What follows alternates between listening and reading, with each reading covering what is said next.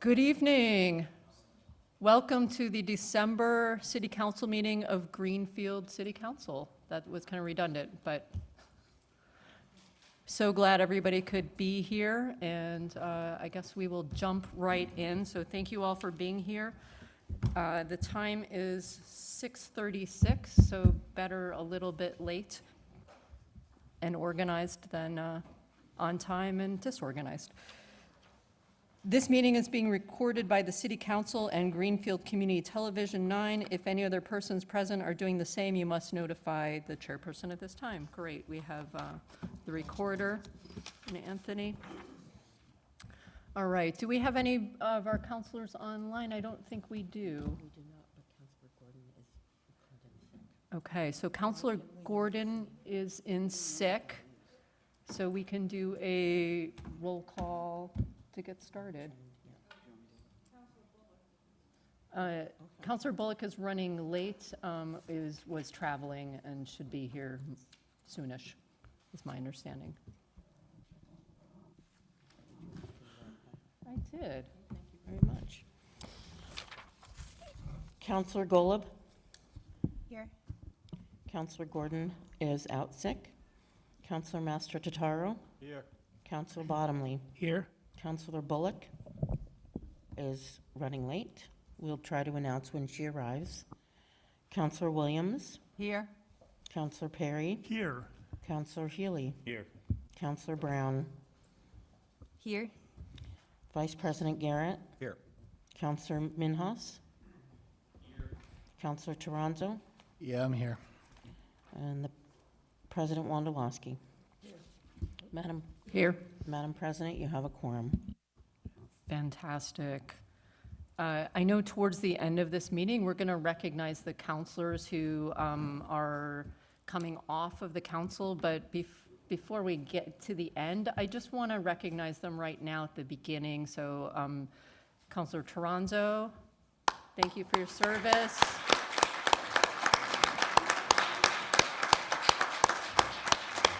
Especially as chairing Ways and Means the last couple of years, so really appreciate that. Thank you very much. Councilor Perry, who was with us a very short time.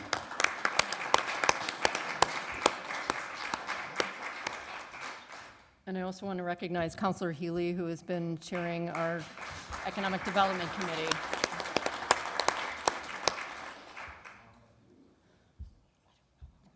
So we're not allowed to buy you presents or anything, so, but just want to recognize the hours and hours that you all have been putting into it. So thank you so much. So we're going to start with the Pledge of Allegiance.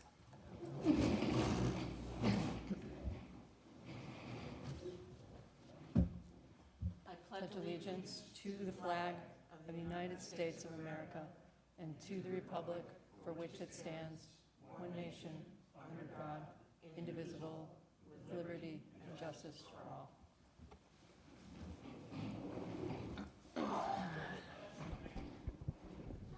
Thank you. All right. Our next order is to suspend the Greenfield City Council Chapter 565 Rules and Procedures, which is on page 6. Do I have someone who would voluntarily read that motion? Thank you. The City Council moved that it be ordered that the Greenfield City Council waive the rules of procedure, Chapter 565, Rule 8, order and disposition of business to allow the agenda items to be taken out of order. Majority vote required. Second. We do all in favor? All right. Any opposed? Abstentions? Thank you.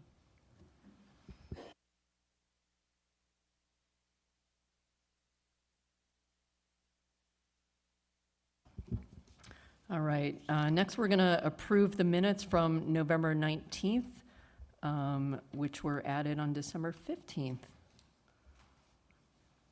So I'll take a motion. Second. All in favor? Amendment, sorry, Okay. I was a little late, but can I amend, I have to pull up where it is, but where it says progress is being made at the transfer station regarding the rat infestation and continue to use pest control measures that cause no harms no harm to rodents. It should say no harm to other wildlife. It kills rodents. So then, that was all. And can you, and continue to use pest control measures that cause no harm to, To other wildlife. Okay. Thank you. that should be voted. That's a motion, we need a second. So we had a motion. I need a second for that amendment. Second. All in favor? Okay, so that was voted, now we need to vote the minutes as amended. Okay, so now I need a motion to vote the minutes as amended. So moved. Second. That's already been made, Okay, and we just need a vote. all right, all in favor? Any opposed, abstentions? Great, motion Are carries. you opposed? Oh, I'm sorry. I'm not opposed. Thank you, I'm a little slow Okay. tonight, sorry. so I apologize. All right.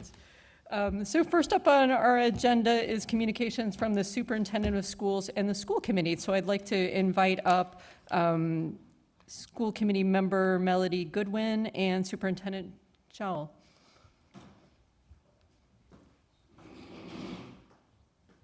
And we left you some kisses. Yeah, these are fancy kisses with almonds. You know, you guys don't spare any expense here, you know? Well, thank you, and happy holidays to everybody as we come up on the upcoming holiday break for us in the schools. Anyway, you have in front of you an enrollment summary for our latest one as of early December. And just, I won't read it all to you, but in general, 1,345 students in our public schools. That is +3 from the last month. So, and things will ebb and flow throughout the course of the year. The state takes official snapshots on October 1st, March 1st, and at the end of the year for a lot of our funding. Obviously, people move in, move out, et cetera, so we are up a few students.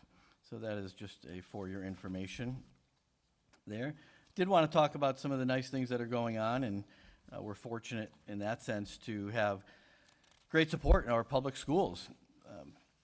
One is from the Greenfield Education Foundation. Many of you have heard of GEF maybe.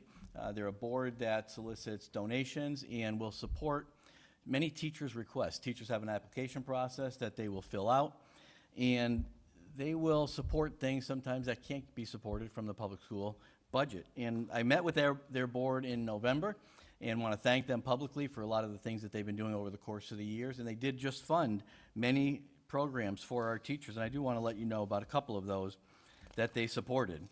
They are funding for teacher Anna Marhefka $1,400 to fund the raising of trout in the classroom for a study of life cycles, food cycles, and water chemistry.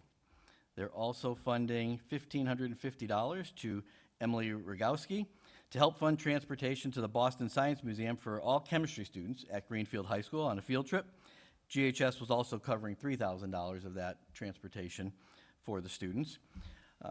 They are supporting Jeannie Horton with $629 to purchase 7 waterproof Bluetooth speakers for classrooms in their programs at AEL. Supporting $2,800 to Lisa Morrison, health and physical education teacher at Greenfield Middle School, to purchase equipment for instruction in cooperative games for students in grades 5 to 7 during PE classes. And also supporting $3,200 with Anna Hartman, who is the French teacher at Greenfield High School, to help support transportation to the airport. In spring of 2026, they are going on a trip to France. We have students going over there for the French Club members. So they have done a nice job in supporting a lot of our programs, and I just want to give them a nice shout out. And if anybody has extra money, feel free to donate to the Greenfield Education Foundation for funding. I have some great news that we heard today, and I don't know if I'll steal the mayor's thunder later on or somebody else's, but I'm going to give it to you anyway. In that sense, we received a nice grant from the Massachusetts Broadband Institute Connected and Online program. Our technology director, Ian Edwards, for the Greenfield Public Schools, along with Athena Lee Bradley, the city grant writer, corroborated on a grant about a month or two ago and had some nice back and forth going on and wrote a grant together. And that's what we want, right? We want to be together. Well, we got news this morning. We being all of us, schools and the city, got this grant. This will award for the schools 450 Chromebooks, 100 docking stations for those Chromebooks, 12 carts. It will award 15 laptops, 15 tablets for Park and Recreation, 8 laptops for the library, 10 laptops for the Housing Authority, some printers, total supplies, all encompassing with a few other add-ons in there, almost $250,000. So I'd like to thank Athena Lee Bradley and Ian Edwards from the city and the school department for working together. And these are things that we would have to spend. We need these Chromebooks. I'm sure your departments need them as well too. We would have been buying these this year with money, right? Pure money. So this helps, right? And shows the collaboration that we have between the two departments. So I appreciate Athena's help and Ian's help on that, and congratulations to them for doing that. I wanted to let you know that our schools are in the midst of raising their music programs. Many of you have seen some of the concerts. I can tell you, I haven't been able to get to everyone depending on the schedule. I went to a couple last week. I went to Federal Street School. If anybody has any students, that was packed there. It was a very cold day. Parents were lined up. They had to park blocks away to get in there. I had never really seen a place so tight in that sense. Kids did a great job, and parents, I think, were really excited. And then on Thursday night, I was fortunate to go to the Greenfield Middle School and Greenfield High School combined concert at Greenfield High, and that, again, was I say sold out. There were a few empty chairs in between, but it was busy. It was packed everywhere, all the way up into the upper seats there, and they did a great job. Both middle school and high school students did a great job. So I think you're in good hands with the music teachers that you have coming through and the programs being expanded for our students. As we know, the arts are really important for everybody as well, too. I want to also recognize Nate Woodard, Greenfield High School senior. Depending on where you were, about an hour ago, just tonight it was on TV, but it was filmed last week.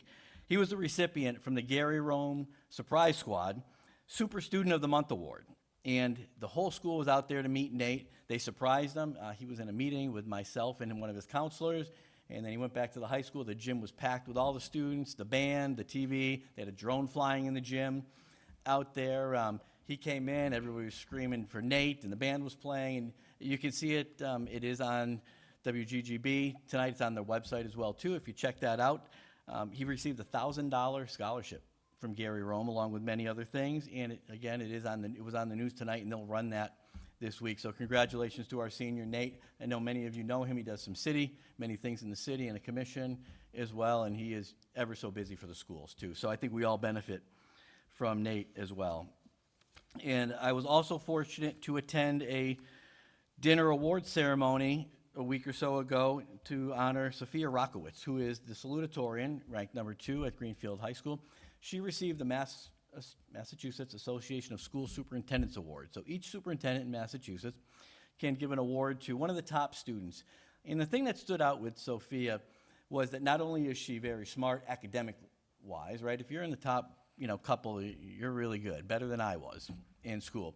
But not only does she have book smarts, she can do a lot of different things. And I want to read you a few things. I was fortunate to sit with her mom and dad and her sister that night, who was a sophomore at our school, at GHS as well. And she does so many things. She is our sole nominee for the University of Rochester's Bosch and Lom Honorary Science Award for High Achievement in Science and Math for Greenfield High School. She is, you can probably guess, a member of the National Honor Society and has made highest honors in the honor roll every quarter that she's been in the high school. And the teachers call her a high-impact student. She is taking 4 advanced placement classes right now: physics, Spanish 5, English, and calculus. She is also the president, as I mentioned, of the National Honor Society, vice president of the Spanish Club. She's on the GHS Student Council. In her community, through her church, she volunteers with the Bread of Life, spending Saturdays preparing and delivering food for residents in need.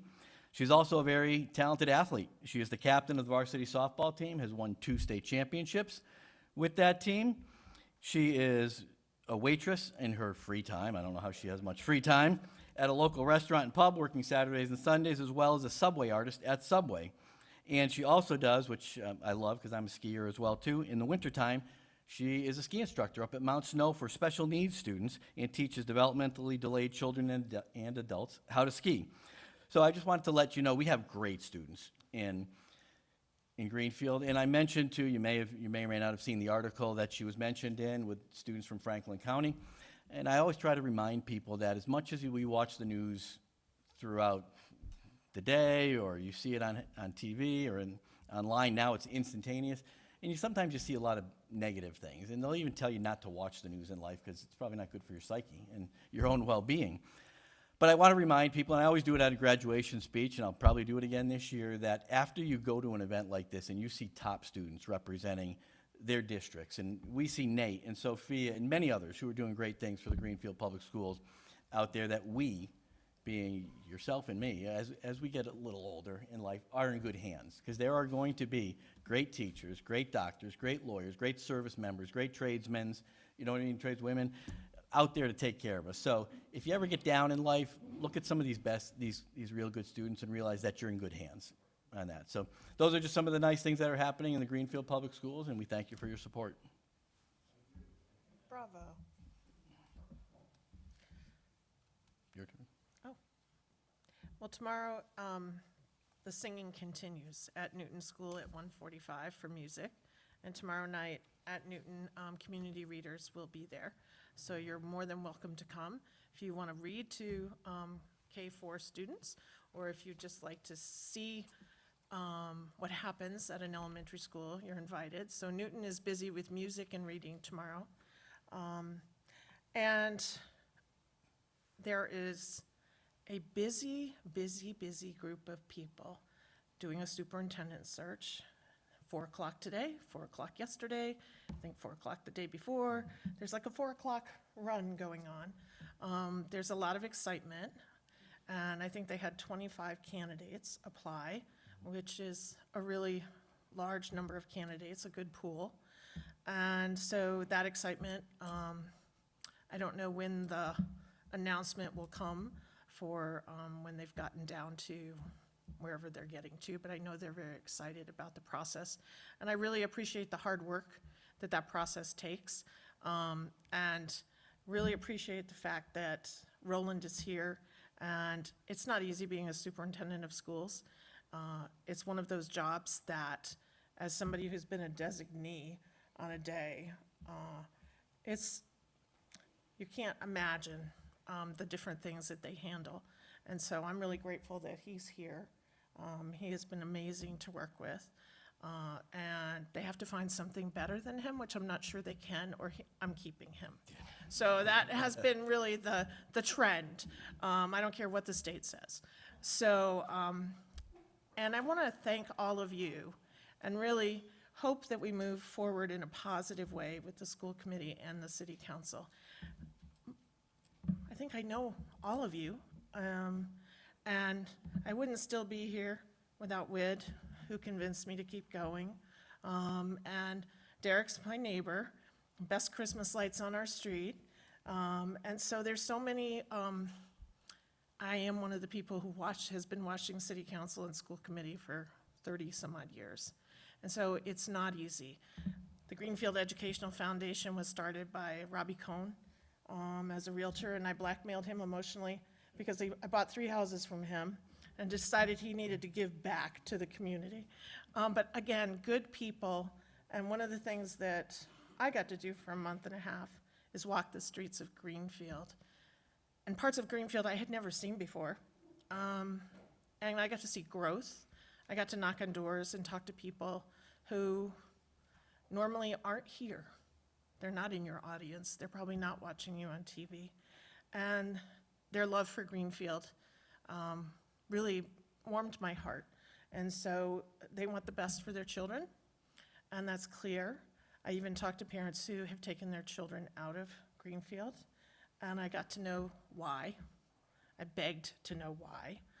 So I feel like all I've done is listen and trying to move forward in a positive way. But I want to thank you all for your service, because it's not easy to sit here night after night. And for those of you leaving, why? Just why? That's not right. We will find you for something else, that's all. So thank you so much for inviting us. Thank you both. There was one question posted,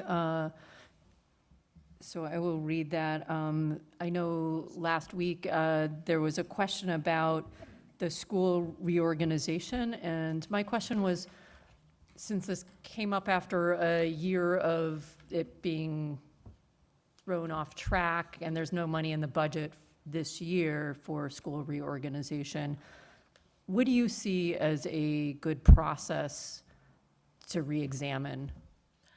I'm going to tell you, it's been 6 years, way back. There was a committee, and I was part of it. Kia Burton King, Jem Peralt, Adrian Nunes. A promise was made, because the fourth grade was at the middle school at that time. We brought the fourth grade back to the elementary school, and the fifth grade was supposed to follow the next year. That was the plan, and Superintendent Harper was here. But we had this little thing happen called a pandemic, and then we were all trying to stay 6 feet apart, which didn't work well at our elementary schools, because 20 students 6 feet apart don't even fit in a hallway. So, to me, that's been a broken promise to parents, our elementary parents. So the plan that was made last year was fifth grade and eighth grade. I think it may take stages to do both, but I am really hopeful that the fifth grade, that was key among parents in the community, that they want their fifth graders at their elementary schools. It's been consistent for the last 6 years that parents are looking for small elementary schools with small class sizes. So I think the budget this year, it'll be intense. I know it's not another good fiscal year. That would be different for all of us. But I think we can look at that and at least make, hopefully, that piece. I think it's going to take stages to get all of it. Unfortunately, we were looking at it as one big clump. I think you have to break it down. Thank you. Counselors, any questions? Counselor Perry? I won't be here next month, I'm but sorry. I hope the superintendent is here next month. The superintendent is here for the public good. It's not really about the school committee and the council. The superintendent comes to tell the public what's going on. And that's why it's very important to have the superintendent here. I appreciate you giving up your time and coming. I know you have a busy schedule, you're doing a lot of stuff. Giving up nights is not fun, but it's important for the public to hear from the superintendent. And that's why we asked him to be here. So good luck. Thank you.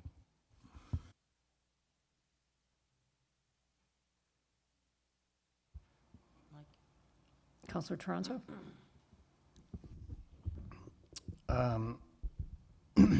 Yeah, a couple things on this. I see the numbers. I see the numbers that have come across these years. The only thing I can ask about these numbers, which I've asked about for the last couple of years, why are they so high? Why are they so high for, you know, you got elementary school, third grade, Federal Street, 44 people. Four Corners, 46 people. Newton Street, 35 people. I know that there are 2 classes per school. That's unacceptable to me. That's unacceptable as a parent of children who are there to have 23 students in a third grade classroom. That is absolutely ridiculous, and we need to do better. And I've pushed for this, and there's been haters along the way. I don't give a shit what they say. The haters along the way that will say that I don't support the schools. I support the schools more so on a fundamental level than anybody else in this room can possibly fathom. There is no world that exists where there should be 23 students in a third grade. Because that's going to be what? 23 students in fourth grade. That's going to be, probably was 23 students in second grade prior to that. Absolutely ridiculous to think that that is going to be a sustainable, teachable method. And unfortunately, for some of you who don't have kids, maybe you shouldn't chime in on this, but you cannot understand how that's going to affect the trickle down as they go through the rest of their education. So it has to start early. It has to be there early. We've asked for the numbers, we've asked for the money, we've gotten stonewalled for years. We're finally, thank you, Superintendent, thank you for giving us real numbers, because we haven't gotten these in previous years, which has been very frustrating for a lot of us doing the work of trying to build the budget for it and trying to fathom how we're going to push through these hard times. And I know this is not just a Greenfield issue. This is a much broader issue. But what are we doing about it? That's all we can do here. That's all we can do with the school committee, with the city council, with the mayor's office. We can only do what we can do in our borders, if you will. But if we're gonna be like lazy and complacent about it and just allow this continue to happen, have 23, 25 kids in a classroom for children, that just seems like we're not doing what we should be doing. We're not giving them our best. And if we're not giving them our best, then what are we doing? You know, like, I would really like to see, like, I understand where this schematic is coming from. I would have really hoped that it would have been a bit more positive light for me to have seen. And I'm again, I don't want to play the lame duck here, but I'm out next month, right? You guys won't have to hear me bitching anymore. That's fine. I'm sure plenty of you will be thrilled about that. Some of you will miss me, and you're welcome. But like, I just can't fathom why we still have 4 years later, after talking about this, we have numbers in our elementary schools which are setting us up for failure. Like, and anybody else want to tell me I don't give a shit about the schools? Really? You want to tell me that out in public? Like, I don't care. Like, I actually give a shit about the schools. And I want our kids to do better. My kids go to the schools. I went to the schools. I want them to all do better. But if you don't have a cognitive path forward on how it's going to happen, and it's just going to be a bunch of virtue signaling and you know, resolutions and crap like that's going to occupy the time, you're not going to help the schools. You're not actually going to help the students. You're not going to help the future of our community. So I'm really just soapboxing right now because I got one time left to do it, okay? Is to say, like, can we do something real that's actually gonna take effect, that's actually going to make an impact for the future of our children in the schools? And I don't see that hasn't been happening. And I would really love to see that happen. Answer? Now you can answer yes. Okay. wasn't I think sure. that was a question. Yes, it is. Okay. I am I as. did end on a high You note, which did, made it a you question. did. Oh, yeah. So, I understand your pain. Your child was in a class of 26 in kindergarten. I understand your pain. And I know I'm committed to smaller class sizes, especially at the elementary school. Our reading scores are abysmal.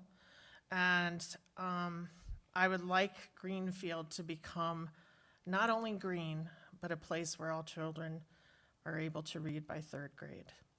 And that starts with small class sizes at the elementary schools. And I'm committed to that. And through the budget process, there may have to be hard trades, you know. How can you expect Newton School to have good scores when last year they didn't have a third grade teacher because one was out on medical and one was out on maternity leave? So they didn't have a third grade teacher most of the school year. There's real lack of instructional leadership if you're just doing crowd control. So I am with you with that, and it's going to be hard because there's so many things that we do want to see change, and it's going to be trades. So Very proud we just got music back online. That was a big loss. The arts were a big loss to our district. And I was very happy to see all those children up on that stage, just playing their hearts out. It gave me joy. So I think there's a commitment, the new members, to reading, and I am committed to small class size because teachers cannot meet the needs. It's not just small class sizes, but statistically, 5 students in a class of 20 have special needs. So you picture 5 of those children all having preferential seating. You would have to sit in a circle all day.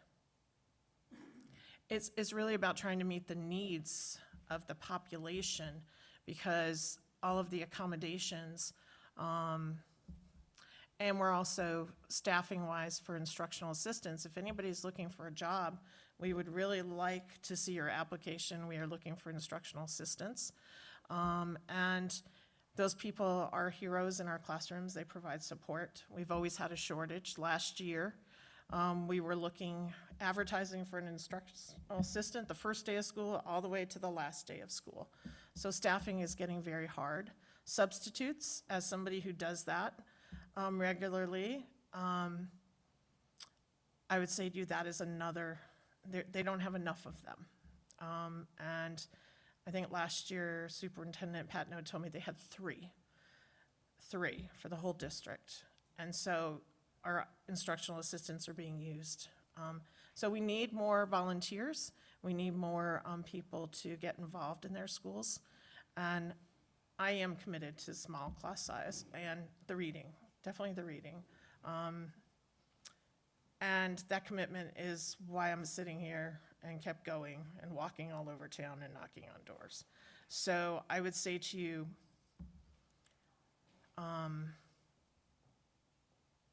we can only improve. And Roland has heard all the stuff that came before, but since he's been here, he's been so responsive to anything. Phone call away, like this is happening or that is happening.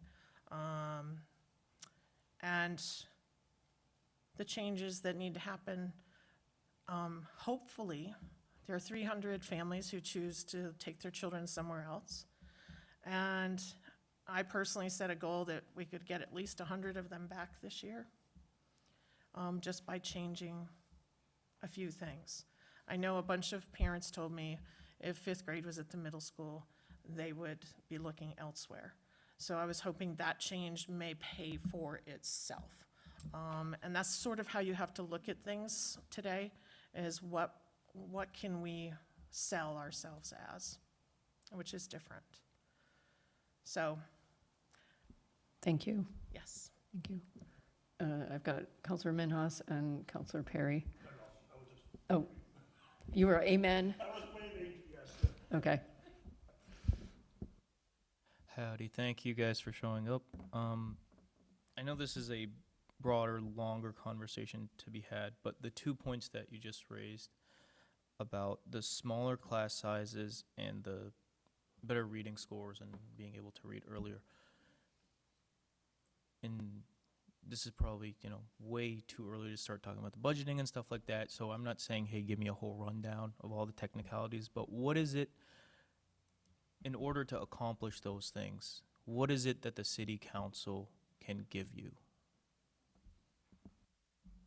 So you have a printing press somewhere? Like,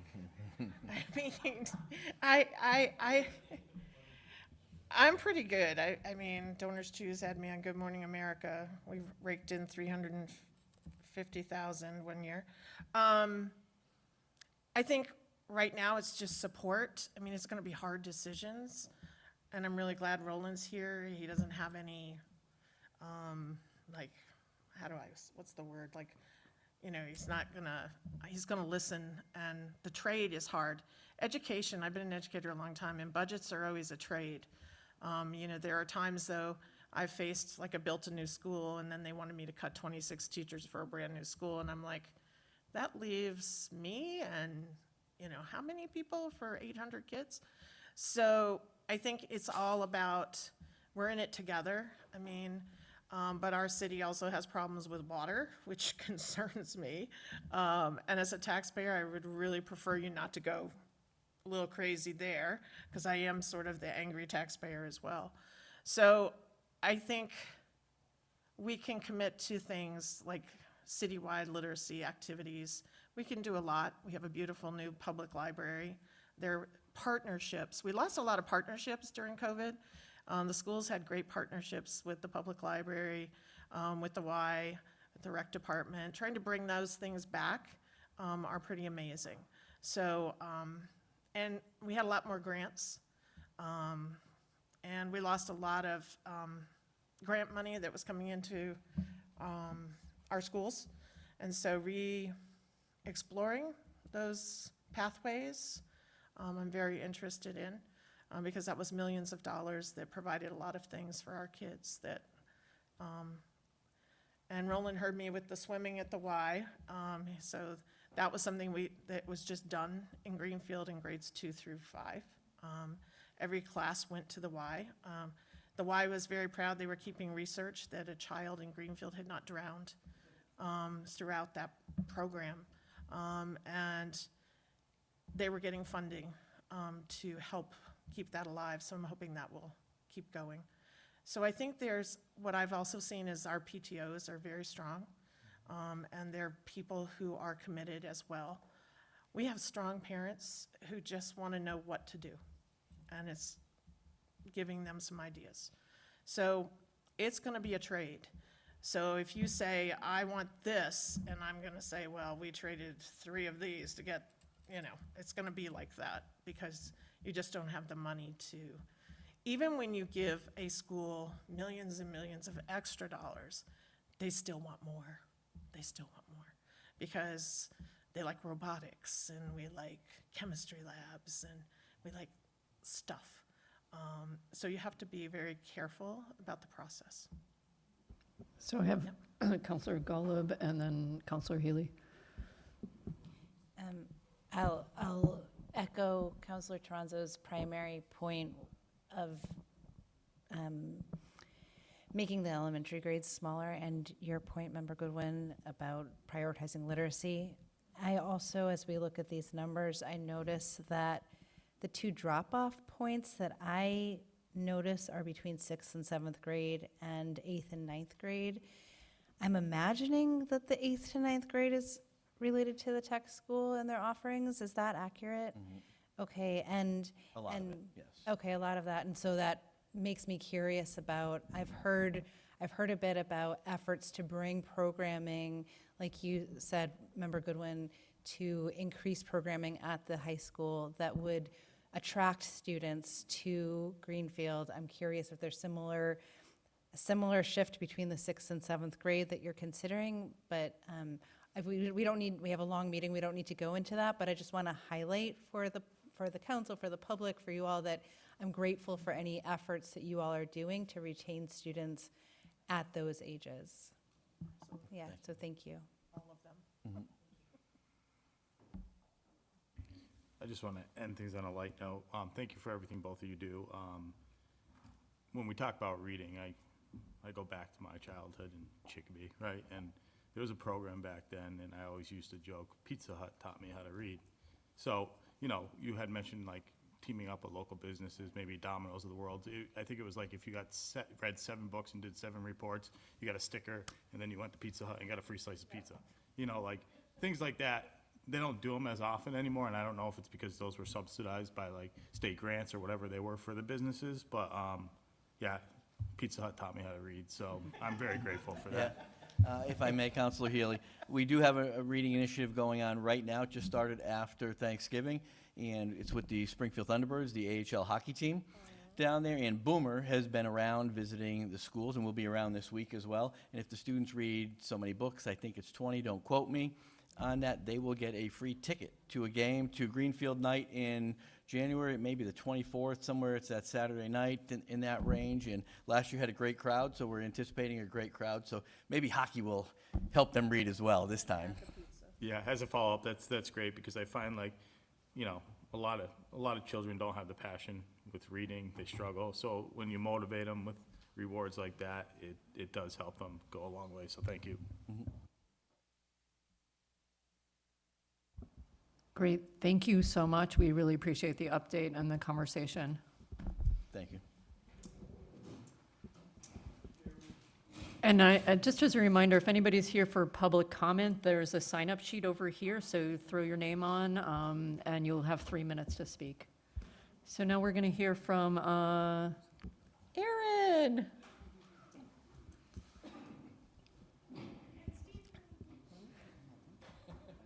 And just as a quick reminder, because you have like 15 things on your list, and I know we only budgeted 10 minutes, so.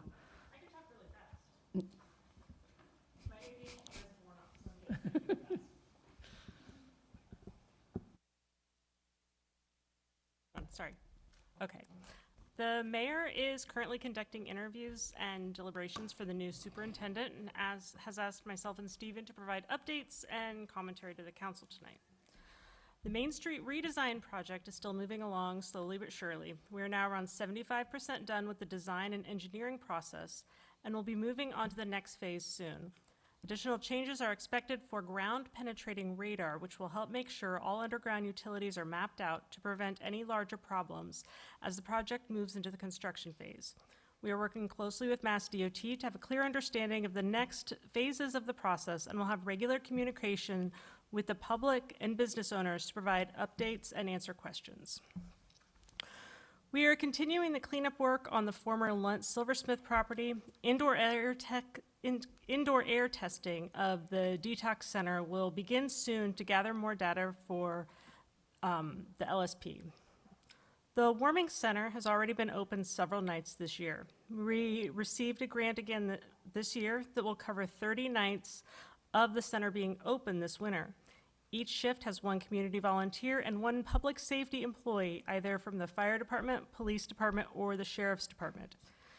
We are again so thankful this year for the willingness of our community members and our public service and our public safety staff to help serve this need in our community. The mayor is aware that there have been discussions in council subcommittees about allowing a consent agenda, and wanted to share her thoughts and experiences on this, not only as a mayor, but as a former city councilor and current member of the school committee. Consent agendas can be very helpful for certain things, such as approving new members of boards and commissions, or approving minutes. For agenda items that need more thought, consent agendas are not, in her opinion, ideal. They can even unintentionally stifle debate and hinder transparency in the legislative process. This year, our recreation department took over the planning and operation of Jingle Fest, and it was a smashing success. Again, Christy Moore and the team at Recreation, in coordination with the DPW and Central Maintenance, have gone above and beyond to create a magical weekend. If you haven't pressed the button on the common to spread cheer yet, I strongly encourage you to go down there and watch the lights, sing, and dance. The Human Rights Committee had their annual Person of the Year ceremony at the library 2 weeks ago, where they honored Larry Thomas. If you don't know Larry, you are missing out on one of the most beautiful souls and advocates in the city. Larry works very closely with our unhoused neighbors and is a critical link between those neighbors and the services they need. He was absolutely an excellent choice. The mayor wants to extend her profound thanks to the outgoing city councilors who spent so many years working hard for the city. She served with several of you during her time on council and knows how committed all of you are to the future of Greenfield.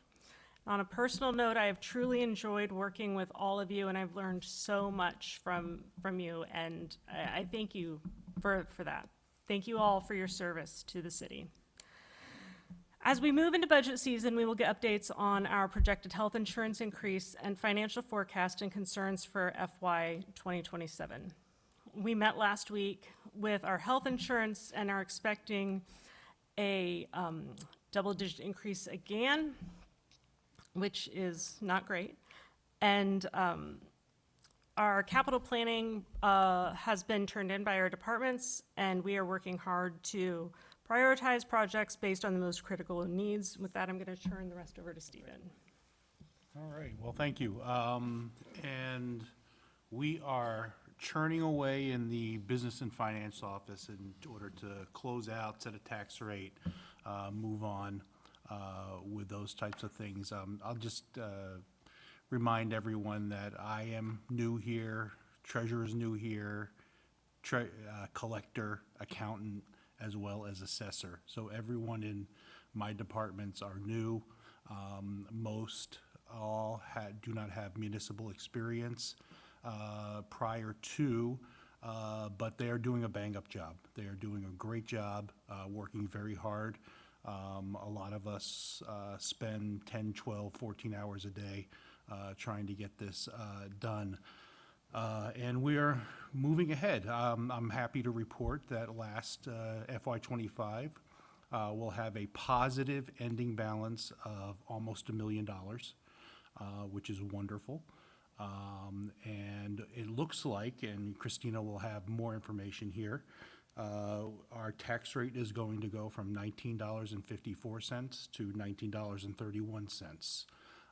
So, and that's a testament to the job Christina has done in order to find values where they had been hidden previously. So that is a wonderful job on her part. Tonight, we're going to look at a couple of votes required by the DOR in order to close out FY25 and set the tax rate. One has to do with closing out deficits. I'll be here to answer any questions regarding that. It may look like a lot. However, these are one-sided deficits, so it's not including the positive balances in those accounts. So that's why we're ending with about $1 million in surplus to go to free cash. Then the other one is to clean up a previous order in order to deal with the Rockport van. So it's actually bringing down the amount going forward. So those two things will clear it up.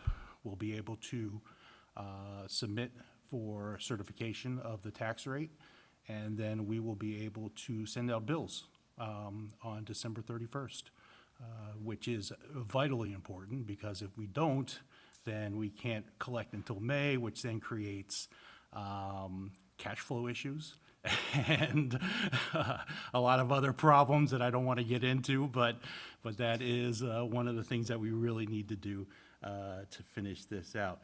We're also starting on the budget for next year. It's going to be a very tight year.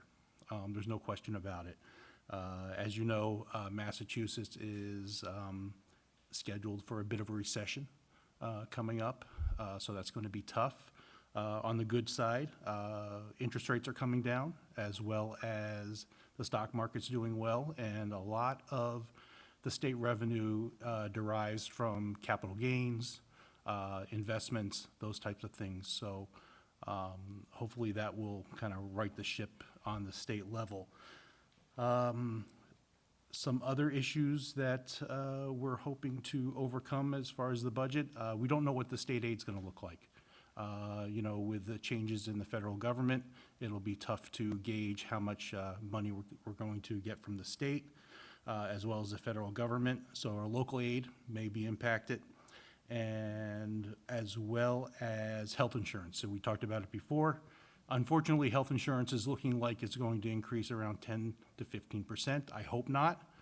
We're still working on that, but you know, a 10% increase to the health insurance is about $1 million increase to the budget. So that is an issue that we're looking closely at. And then finally, we will be going out for bonding, as well as, and no new bonding, it's mostly just reissuing some old bonds and converting those to more long-term debt. So we are on track to do that. So thank goodness we have a good team in place. We're moving ahead, and we'll be back many, many times to talk about the budget and get that moving forward. So thank you. Thank you. So there are a few questions that were submitted, which you guys are welcome to take in any particular order. And I think you covered a few of them already, just in your comments, so. Well, I have them in no particular order because I forgot what order they came in, so I just wrote them down. So, first regarding the Olive Street, which I believe Vice President Garrett had submitted a question about utilities and walkability in the neighborhood. The mayor has gone out, walked the neighborhood and checked, taken pictures. She then reached out to Paul Newell at the DPW, who is reaching out to utility companies. All that being said, the process with utility poles is incredibly slow. And utility companies, it's just slow. They can be difficult to get on the schedule to move, but it is something that we are aware of, and we can keep pestering them. Another question was about snow removal. How can we enforce snow removal and make sure that it's happening properly? If there's snow on a private property, you can contact the non-emergency line at the police department. If it is on public property, call the DPW. There are fines in place for private property that are not keeping their sidewalks properly maintained.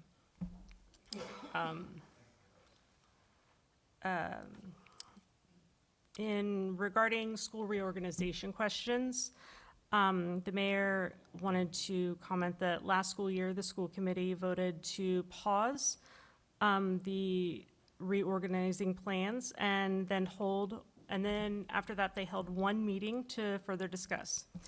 Since that one meeting, there's not been any other meeting to discuss, and the mayor suggested at the last school committee meeting that they start meeting again. As capital requests are coming in, the mayor wants to be smart about how taxpayer funds are being used to ensure that money is not being invested in buildings that may not be operational in the near future.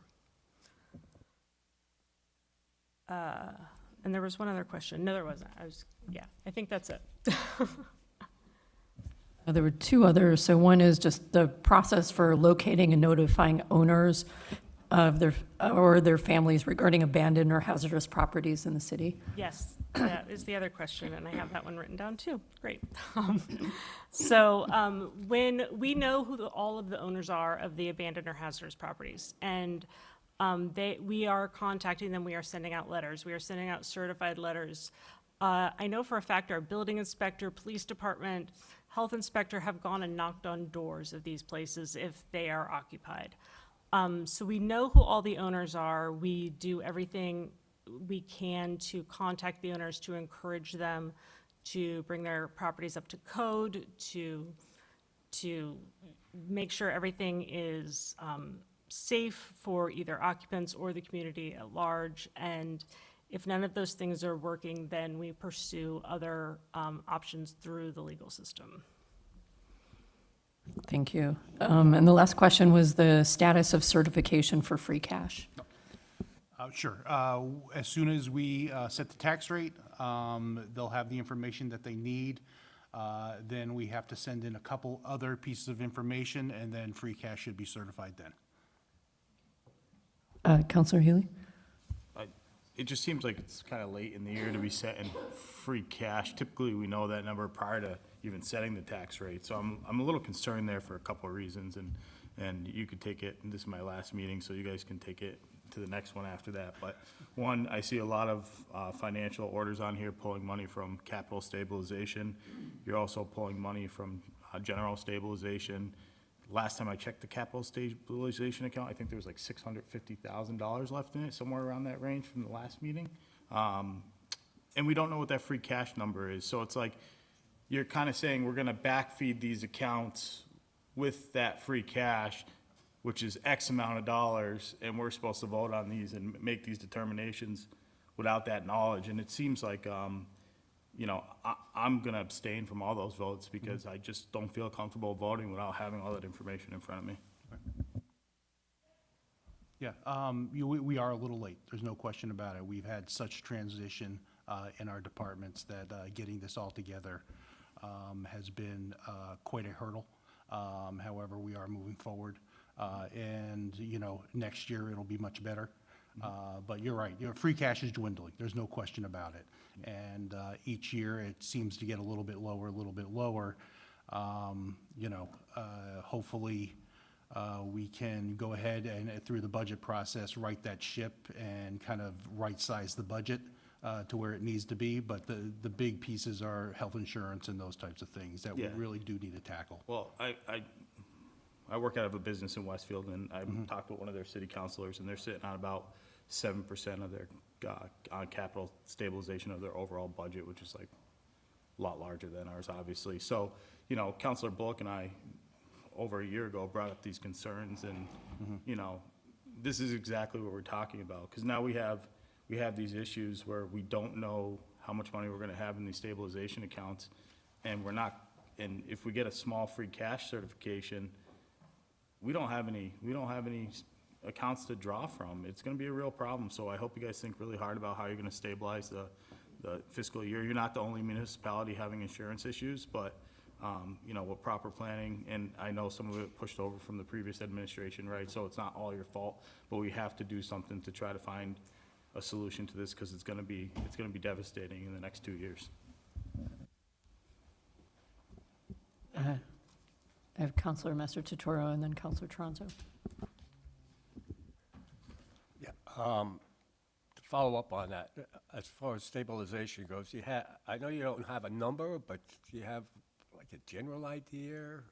Like, We're looking at about $1 million in free cash, so I think most of that will go to stabilization.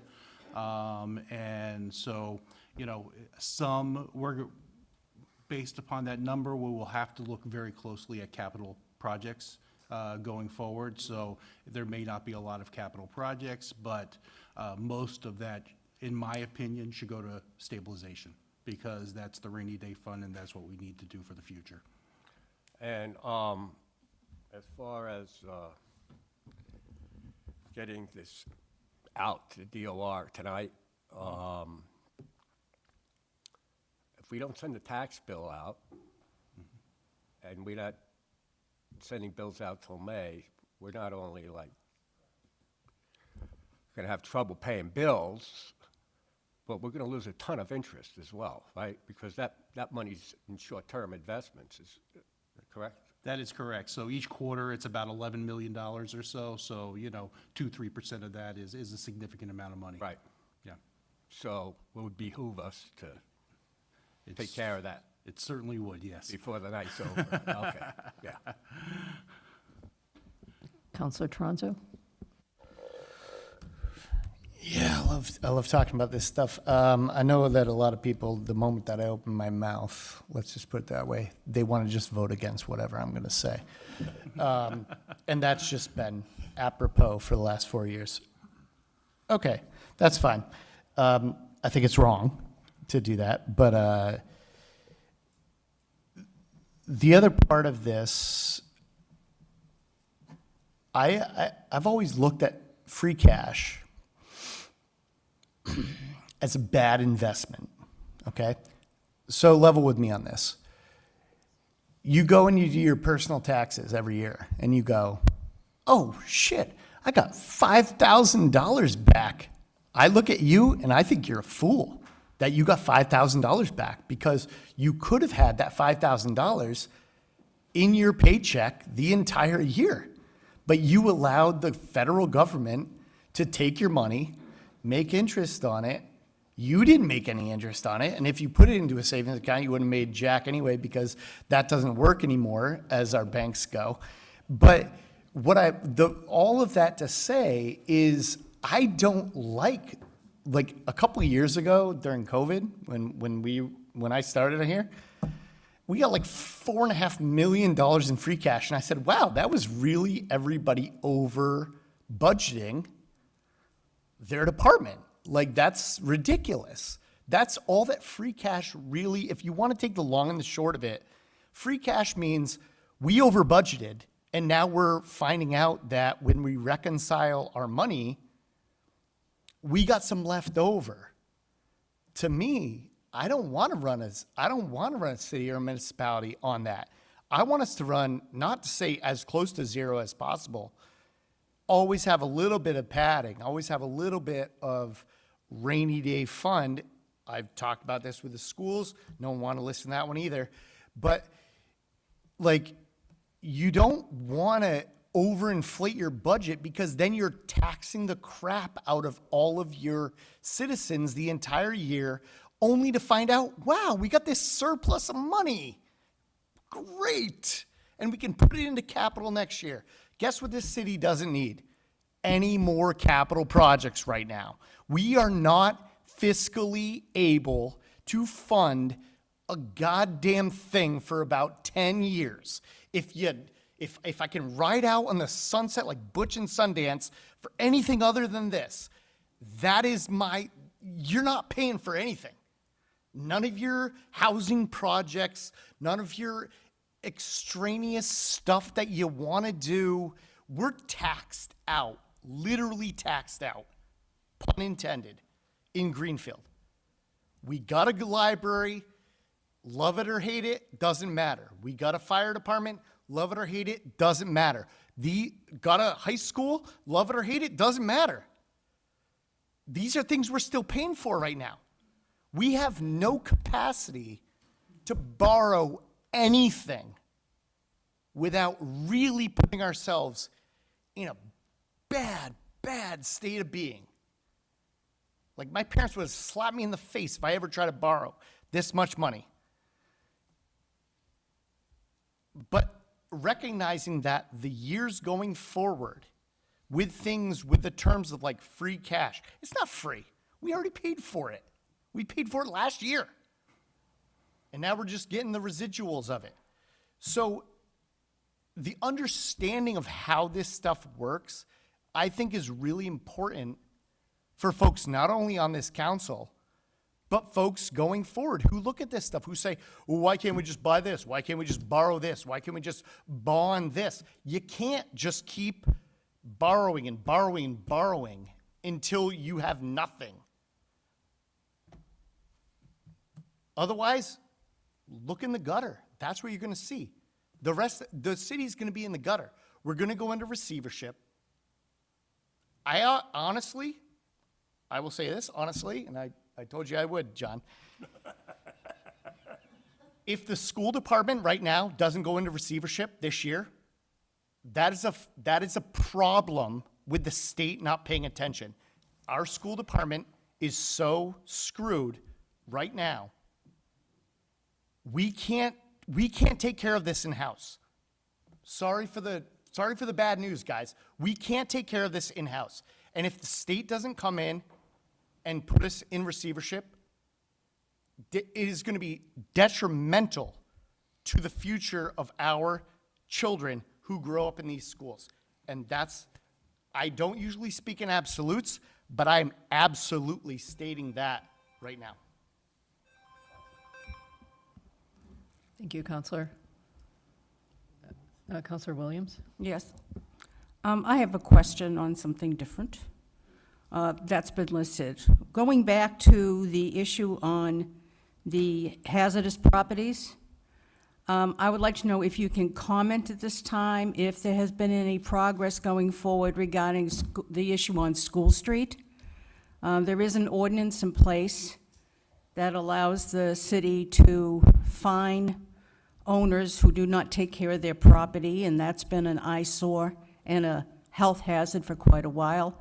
So I would like to know if you can comment. I know there's might be some legal issues involved, but if you can comment on any progress going forward, I would really appreciate it. So would the folks in my precinct like to hear it. Thank you. Yes, there have been conversations and forward progress. I won't comment more about that because I don't know legally what else I can say at this point. But there has been forward progress. Counselor Bottomley and then Counselor Goldberg. This is more of a statement than a comment. I'm hoping that maybe in January we can actually revisit or at least look back at the budget because there are several departments that had overages. And I know some of those are energy related that we've talked about this year. So, I mean, somehow we have to fix some of that when we're wasting hundreds of thousands of dollars on energy, especially when these are newest buildings in the city. So I know that's part of it, but it's hard to look at all of those numbers this quickly. So it might be worth putting that on as an agenda item for next month. May I respond to that? Carol Collins, our energy director, is here tonight. If there are any further questions you want to ask, just throwing that out there. I don't know, is this the right time or? It's not on the agenda. I know the line item that we're going to vote on later, part of those deficits have to do with energy, so that would be the time that you could ask that question. Councilor Golub? First, I want to thank you for your responses to me. I'm working on a deadline, and I really appreciate your responses. I did want to ask about a response to something. I know that Councilor Gordon has asked for the flock contracts. I'm not sure if something's being lost in translation. I appreciate that Chief Dodge has sent information on pricing. We've gotten half a contract.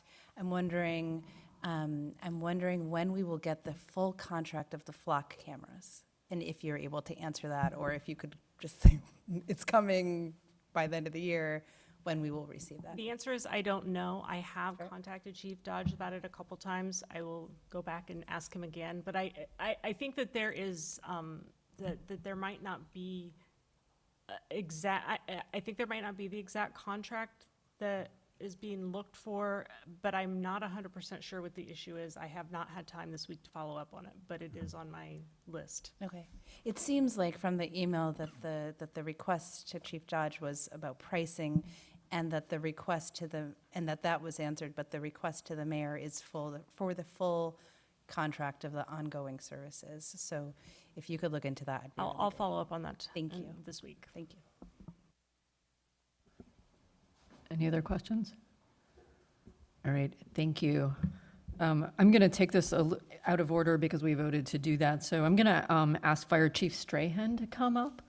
And I asked the fire chief to come up because we received a citation from Amherst because of our mutual aid support of the devastating fire at UMass. And I wanted to recognize the chief and have him speak a little bit about their role in that. So I appreciate that's on page 36. Thank you all for the invite. This is Deputy Chief MacGyver. I've asked him to join us. Before I get into that, I just wanted to say thank you to the outgoing counselors. Pleasure working with you for some of you for many years. Some difficult questions sometimes. And it was truly an honor working with you. And I appreciate you, everything that you did. I did receive some emails from some counselors thanking us for the response to Amherst. Thank you for that. I appreciate that very, very much. I will report that we are taking the legal necessary steps with buildings on the School Street property. It is an active process that we're working on very hard.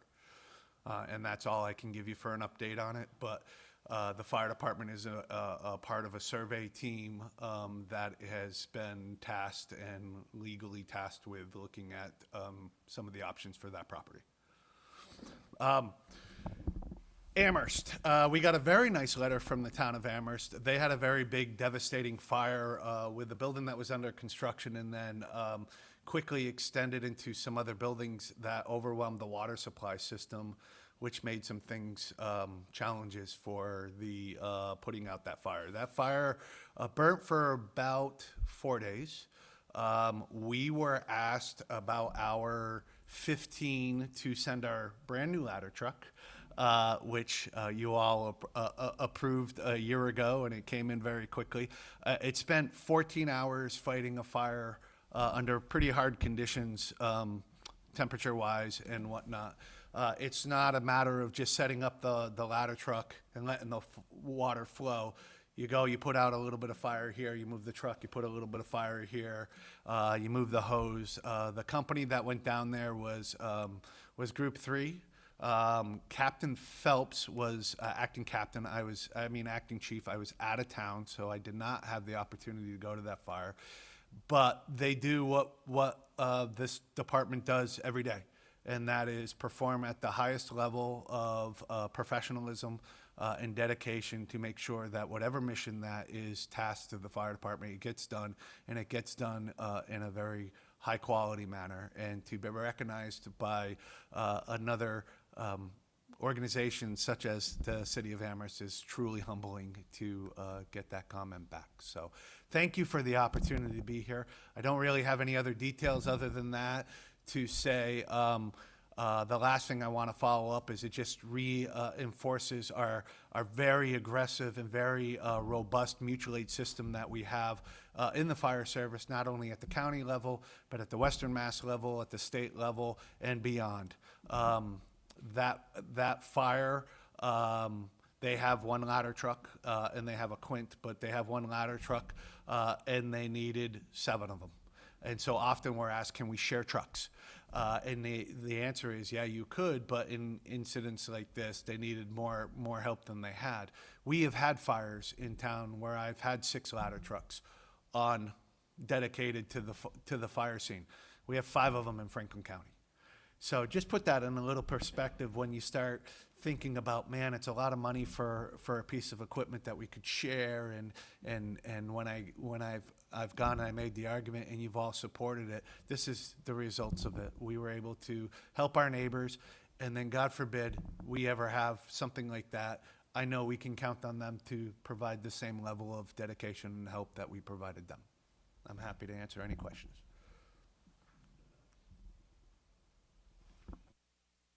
Counselor Garrett? First of all, thank you tremendously for the work that you do every day and the work that you folks did in Amherst. I actually have a question about the ladder truck. The city ended up going with a straight ladder versus a platform. Did you get any feedback from anybody who was at the fire about its performance as compared to the model that you guys were using prior? We didn't. I will tell you this. The majority, all but 2, all but 1 now because that firefighter retired, worked on a straight stick. Everybody else has worked off the platform, and that's what they knew. So there was some reluctancy of the firefighters and hesitation about going to this. I will tell you that the capacity of this truck, it's about 500 gallons less a minute out of the top of it, but really had advantages that the old truck didn't have. And it performed very well, and it really was a statement back to the guys that have embraced it and have done so much training to get up to speed because it was a whole brand new animal. We didn't have the funding to get the platform that we had. We bought a very really good truck, and it performed beyond the expectations that even we had.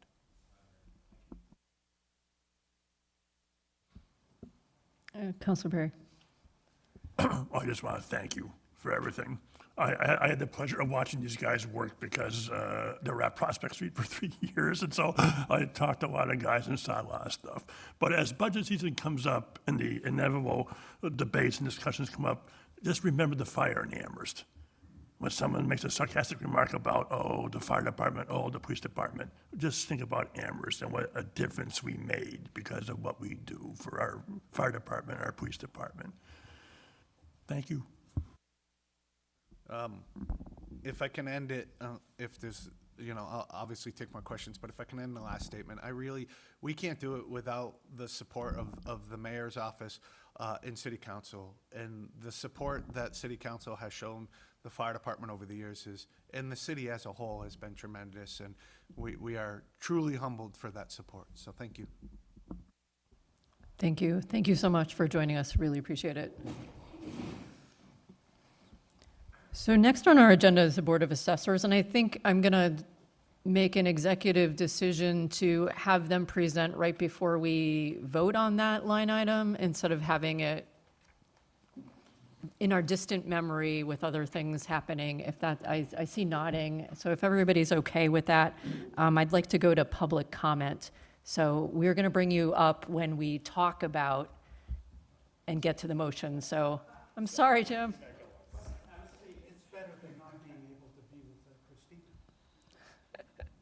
So thank you. So we are now, we've got 2 folks for public comments, and I don't know if we've got anybody online, but if you're in line and want to make public comment, then just put your name in the chat and we'll get you in the roster. So as a reminder, you have 3 minutes, and you just need to state your name and your address. So Pamela Goodwin. No one.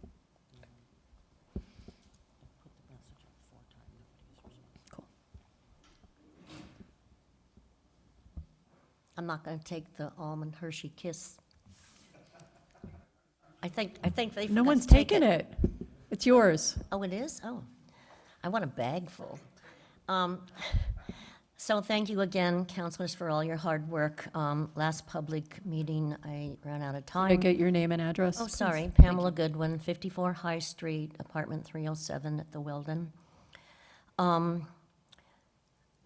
want to encourage the counselors and anybody taking the time to watch this meeting, to watch the joint meeting where the ad hoc just met with, I think it's community engagement. I watched it, and it just happened on Monday night. So I think it's really full of great information. I want to thank Councillor Wahab for his comment, Councillor Williams, Councillor Perry was there. And I was put on the ad hoc by the mayor because of my experience being unhoused. I did resign a little early, and I think they might have met for about 8 months, and I think I resigned about month 7. We did often meet twice a month, but I did a whole lot of groundwork. I pounded a lot of pavement, interviewed a lot of unhoused people, went to other towns and police districts to ask what they do. And so I just feel like my personal opinion is there's a whole lot of agencies and entities. I counted up 17 that are trying to be helpful to the people who don't have a roof over their head. I also felt out of that, a lot of times the left hand didn't know what the right hand was doing. And I did make that part of my public comment when I decided to step down a little bit early, because I think it's continuing by the sounds of it. And I was supposed to be on it just a limited amount of time and then make those recommendations. I was looking for accountability for places like clinical support offices, ServiceNet, what's going on in sober houses, what's going on in the group homes. I have had some experience working as staff members in group homes in the past. I based that comment on the interviewing of the individuals who are very unhappy some of the time in certain situations. I helped a young man who didn't feel safe where he was housed. He was in and out of the hospital. I'm still helping him in district court, working alongside his lawyer. There's supposed to be a big grievance somewhere that's been filed, and he's had to have surgery for being out in the elements. And I'm still working with him, and we're going back into district court, he, his attorney, and I, the end of the month again, in December. I took him under my wing, and I just find him delightful, but I think other people find him quite a challenge, and he's the one that I'm spending time with and checking on. He's in medical respite unit right now. At one point, we had a grievance or two that went before the Human Rights Commission. It turned out to be a bust. Something like that maybe could have gone to MCAD. And so I have high hopes that the current Human Rights Commission, should there be a grievance, we'll know what to do with that. So I thank you for your time. And I have consulted with the mayor about Thank a you. few of these things. Great, thank you. Thanks for the candy. I'll You're leave wel- this on. There's somebody else, right? Oh, there's one right next to, so you're good. Next, I have Mike Lovett.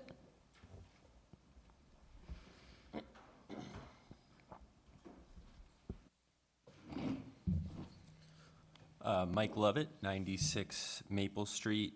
I was at last month's city council meeting where the flock safety cameras were brought up, and I would like to echo the concerns at the center of Councilor Gordon's questions from last month and the comments made by the veteran who spoke here last time. I did not know much about flock safety when I got here, and I still don't really fully know where we stand with having them in the city or getting more. But I just want to say I went home and I learned a lot about Flock, and I didn't like any of it. This is a company that I did not know was worth $7.5 billion. They've grown primarily through government contracts and targeting municipalities just like ours and trying to sweep this equipment into regular budget items that often receive no pushback. This has helped Flock build a national network of 88,000 cameras in 40 United States.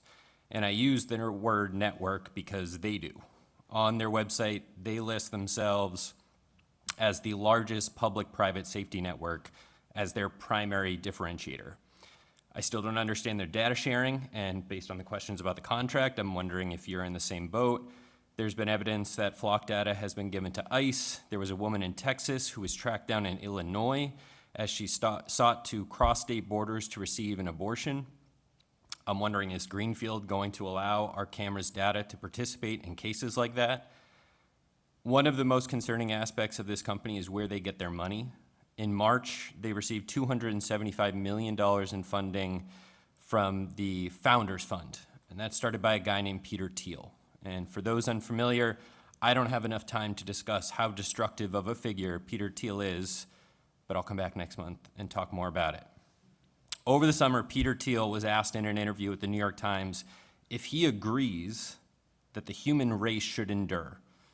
And for 13 seconds, he stammers and hesitates, and only when he is asked again does he reluctantly say yes. The second thing that Flock says sets them apart is that you can stay ahead of crime with their product, i.e. prevent it. No matter what these tech companies say, preventing crime doesn't happen when you track people everywhere they go. It is best prevented by meeting people's basic needs.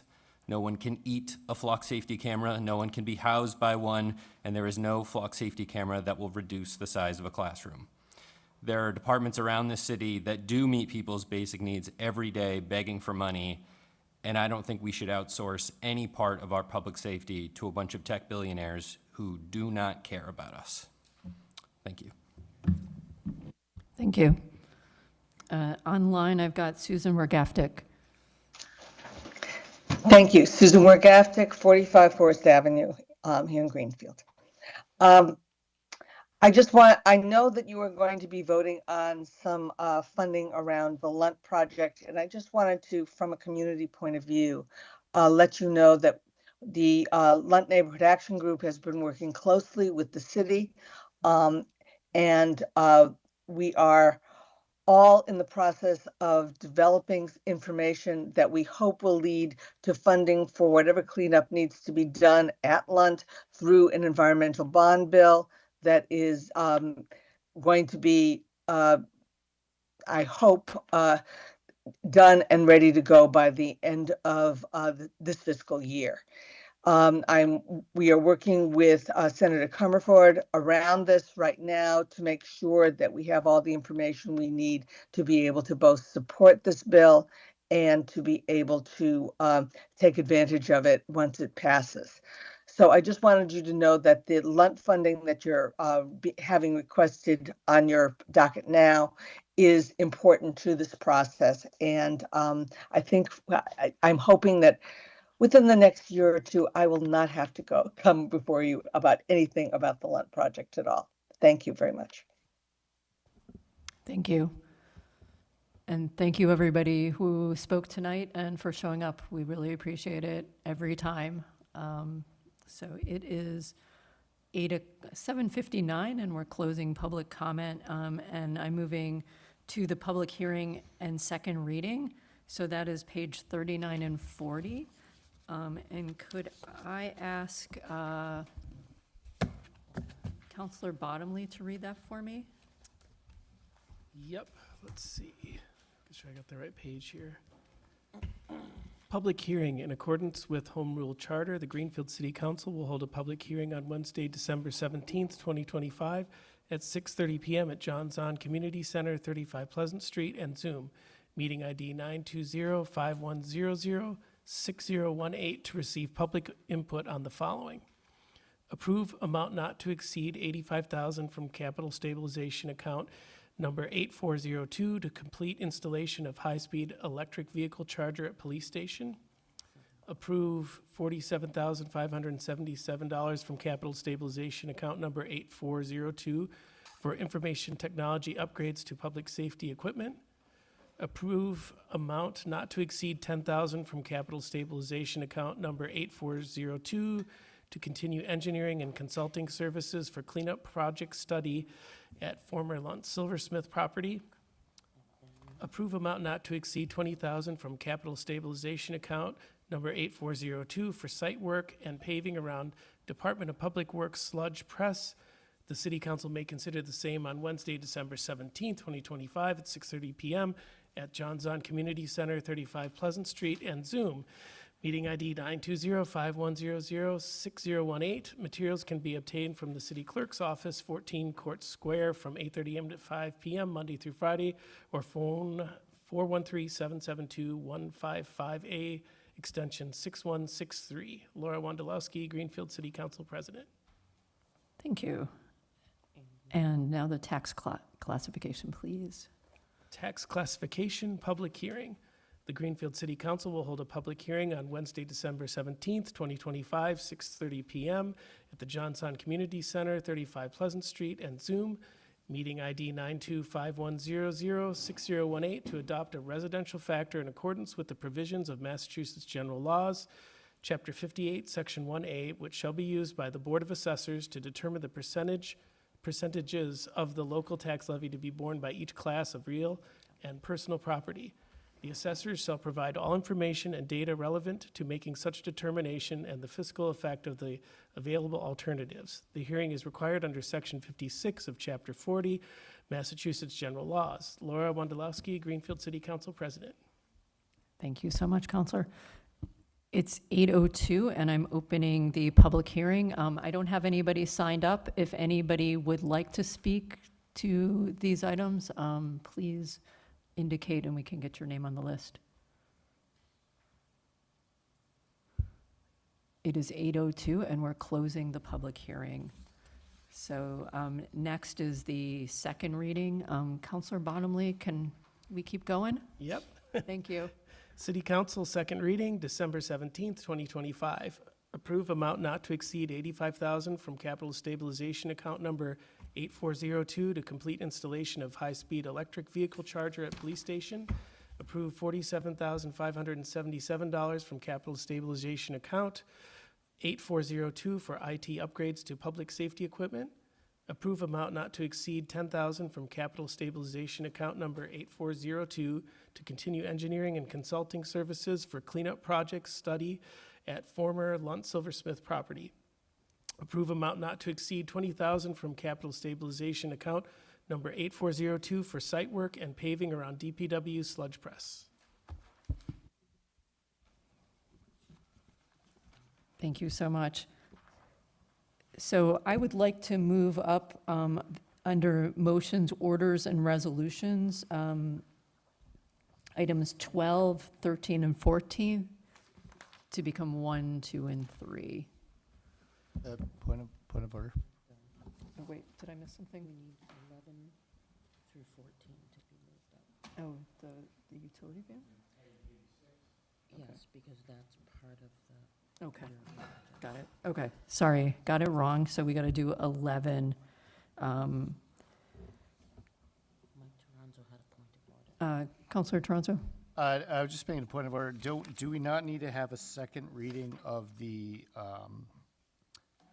tax residential factor? We don't. Okay. Perfect. Perfect. So we're gonna jump to number 11, which is on page 86, which is approve revision amount to purchase Rockport utility van. Pardon me? Will we have a break? It's 8:05. Break before we go into the motion. It's usually at 8:30. Oh, okay. I can wait. It did used to be 8. Okay. In the olden times. Okay. But yes, there will absolutely be a break. So we're just shuffling papers, and when you're ready, Counselor Bottomley, would you read the order on page 86? Yes. This is order number fiscal year 26-063.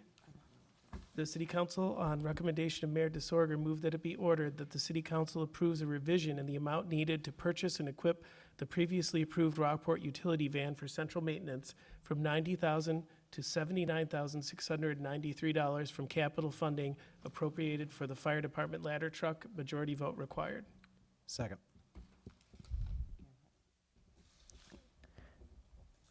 Was this a Ways and Means? This one did not come to committee, but it seems like this is a requirement from the Department of Revenue to correct this. I don't remember doing this in the past. When the amount is lower, usually we don't have to do this, but I think it's just following their rules. That's my understanding, so, and it's less money, so yay. All right, all in favor, say aye. Aye. Any opposed, abstentions? Okay, motion carries. All right. Next order, which is page 87, and I'll have a comment once after you read it.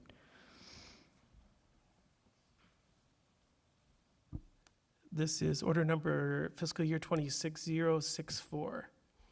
The City Council, upon recommendation of Mayor DeSorger, move that it be ordered that the City Council approves the transfer of up to $846,950.43 from 8400 general stabilization to cover fiscal year 25 line item deficits as required by the Department of Revenue, majority vote required. Is there a second? that. Thank you. So this did not go to committee. We learned on Monday, the mayor's office, through the Department of Revenue, in order to set our tax rate, we need to do this order.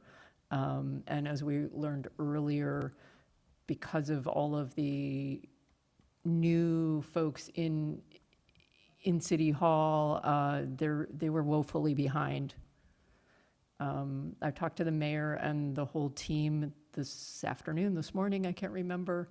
And we're pretty much between a rock and a hard place. If we don't vote on this, it's going to cost this city literally millions of dollars. So I just wanted folks to know, I was not happy that this didn't go to Ways and Means, even though you all met yesterday, and that we don't have a lot of time to look at this or talk about it. So that's my commentary. I know we've got Stephen here if folks have questions, so. And we do have a legal opinion that was emailed. I talked to Attorney Quinn today, and based on the charter, we can move this because it's not an appropriation. It didn't need to have the public hearing or the second reading in order for us to vote on it tonight. So I just wanted folks to know that, that we are within our legal bounds to go ahead. Counselor Golub. I'm not sure how I'm going to vote on this. I'm inclined to join Counselor Healy in abstaining. The way this is written is, I don't understand it. It's a bit convoluted, and I wanted to watch Ways and Means to really understand this. The City Council approves a transfer of $846,000+ to cover line item deficits.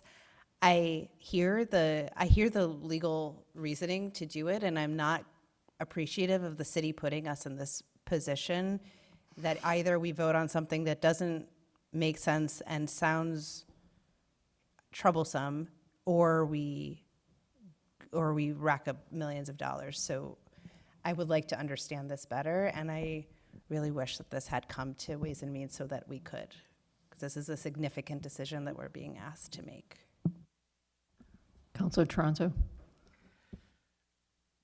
I don't want to sound like a jerk. I always do. But I want to put forward, in contrary to what was just said, this is the importance of paying attention the entire time. This is the importance of paying attention to what goes on with Ways and Means. Having been there for 4 years, I think a lot of counselors get complacent with allowing other people to do the work for them. And I'm saying this bluntly, and I'm saying this as the person who's taken that burden a lot of this time during the last 4 years. And I know that next year it's going to suck for all of you because y'all ain't been paying attention. And so things like this are going to come up that you're going to have no idea what you're talking about because you weren't paying attention. You were expecting somebody else to do the work for you and then give you the nice gift wrapped, with a bow on top summation when it came to a city council meeting. This is your wake-up call. Don't do that. Pay attention. This is pedestrian to me at best, looking at this. I know exactly what is happening here. I know exactly why it's happening. We cautioned some things ahead of time, but this is not out of the norm. This is not something that's unheard of, that's never happened in city council in anywhere before. This is, as I said, for lack of a better term, folks not paying attention ahead of time. There's no proactivity. There's no engagement from our own, and I say this, myself included, volunteers. We are volunteers. We're not paid like if you work in a big-ass city like Boston or something and you're on city council and you get paid thousands, tens of hundreds of thousands of dollars a year. We don't. But if you're going to be involved, be engaged, do the homework. Don't do the homework while you're on the city council floor. Do the homework at your home. Otherwise, don't do it. And I understand that's why a lot of people don't want to take these positions, is because they don't want to invest themselves that much into it. But this is nothing new. It's just another example of how even folks who are already on this body, and I'm not trying to slight anybody, I'm really not. But when you're not engaged and you don't pay attention, these are the questions that arise on the council floor, which it should have even needed to go to Ways and Means. This is so pedestrian. It should have even needed to go to Ways and Means to begin with. And if it has to skip for that month because people are away or because people are sick or because whatever's amount, this is not, a 5-alarm fire that we need to call a special meeting in addition to what we already do to be able to handle. This is very easy business to cover. That's just what I want to put out. I've got Councilor Minhas and Councilor Bottomley. I don't feel ashamed in saying I don't really know what that is, so could you explain it? Asking nicely.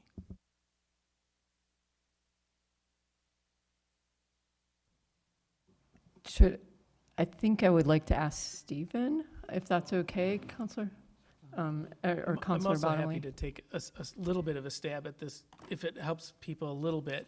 It's my understanding the books are closed, so the numbers are the numbers. So, yeah, I agree with Councilor Golub that it would be better if this whole system would have come sooner. I think that's better. I think every year I've been on it, we've gotten the numbers at different times. And this is late, and I think the people that are working on the budget in the finance office would agree with that. But the numbers are the numbers. It's closed, so we have to set the tax rate. So that's the most important part. I think we can, but I think it's important that we go back and look at it. But I don't know that, at least for me, it's not going to necessarily change anything right now, even if we had everything down to the line item and you could speed read somehow. The books are closed, so these numbers are what they are, and we have to set the tax rate.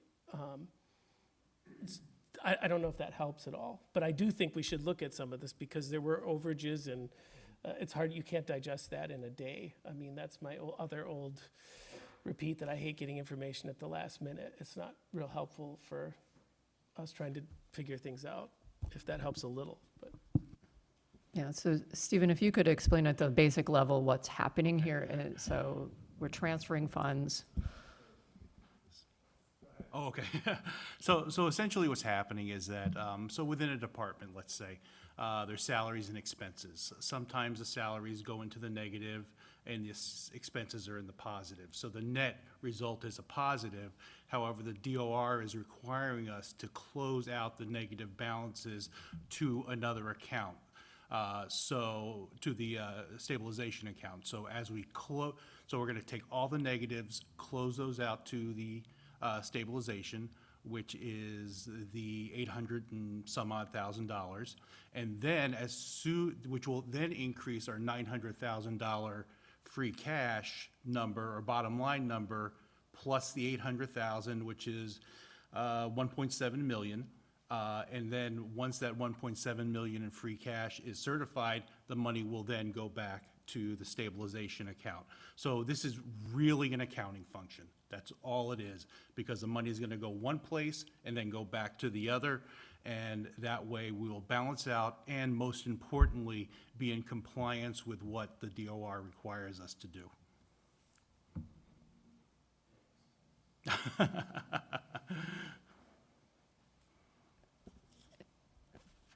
Any other questions? I mean, it feels like I appreciate Counselor Bottomley, maybe at a subsequent meeting, you can look at where those overages are as we look into the next budget year. So, yeah. If anybody wants to dig any deeper. I'm Counselor happy Brown? to postpone looking into overages. We will do that maybe in the new year, but also if Carol wanted to speak to anything about the energy piece, I feel like I'm curious to hear. Was that a question? Yeah, either Yeah, I would love your to discretion. move it to a vote if that's okay. Does anybody else comments? Okay. So we're going to do a roll call.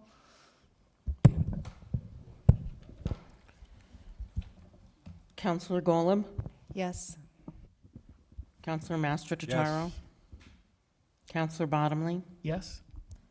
Counselor Bullock is not here, Counselor Williams, Yes. Counselor Perry, Yes. Counselor Healy, Yes.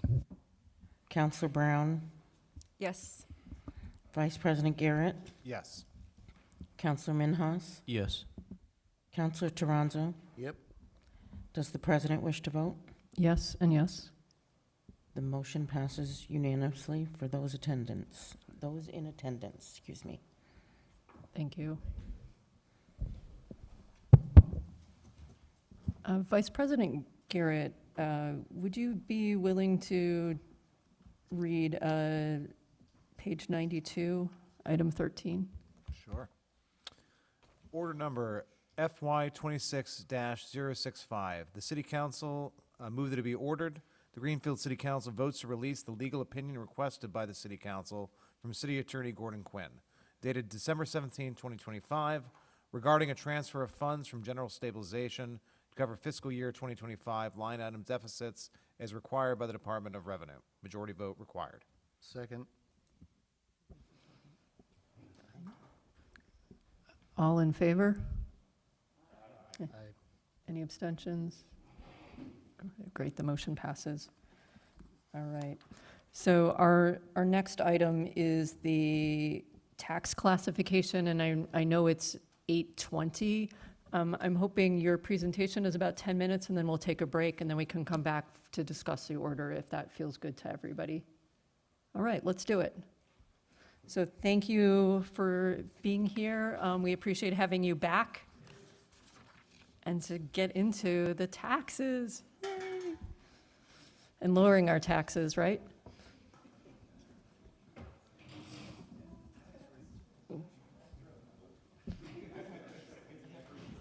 It's going to take me a minute. I have to figure out how to share my screen, but it will show up on that over there. Okay. So, do this. I should have practiced. I know you can.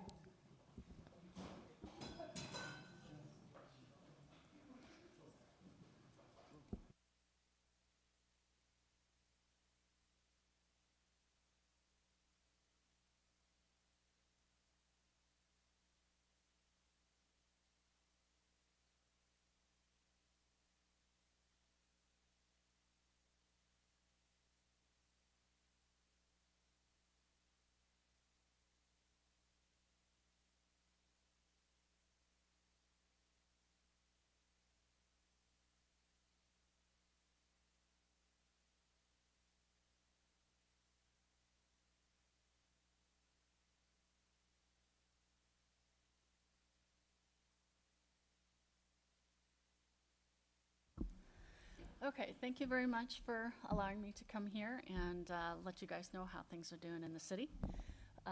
So this is our fiscal year 2026 classification hearing. If you want to, we can. So what we're doing here is we are going to be determining whether or not to distribute the tax levy equally among all classes of property, or whether we are going to shift some of that balance to the commercial properties. And we're going to go on ahead and take a look at that now.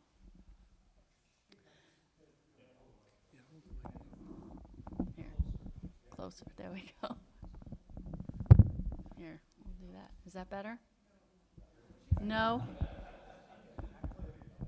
Yelling, okay, yelling. I can yell. Okay, is this the next slide? Is there more? Okay, so when we're doing the classes of property, I just wanted to let you know what we're talking about. So we've got residential houses, we've got commercial, we've got industrial, and we have personal property. So those are the classes that we're talking about. So the current classification percentages, I just want to let you know what's in the city. So right now we have 77% residential, and 23% is that commercial bucket, which has industrial, personal property, and all your other commercial properties. So here's the property breakdown. I just wanted to give you like a major overview of where we're at. You can see that most of our value is in single family and condos. We've got some multifamily, we've got apartments, we've got some in commercial, industrial. This is just kind of where we are at and where we're sitting. We've got some vacant land, chapter lands. We've got quite a few utilities. We've got an electric generation plant. We have 3 telecommunication companies and 1 electric company. So that's just where we're at.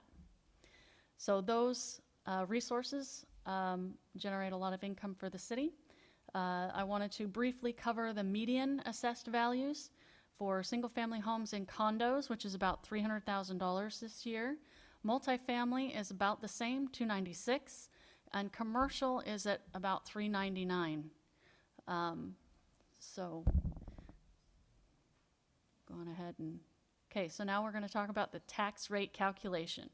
So what we're going to do is we're going to take the tax levy from what the DOR allows us to take, and we're going to divide that by the taxable value from everything in the city. And we're going to times that by 1,000, and that's our tax rate. And so these are the actual numbers that get us to our tax rate of $19.31 that Stephen mentioned earlier. So now we're going to go to split rate options. So on the very bottom, that's under the equal share at 1. That's when everybody is paying $19.31. If we split the tax rate, the residential properties are going to pay a little bit less, and the commercial properties are going to pay a lot more. Go on to the next slide. Okay, so I wanted to show you how this applies to the median assessed values. So right now, using that $300,000 figure for residential and $399,000 median assessed value for commercial, this is what the median taxpayer is going to pay.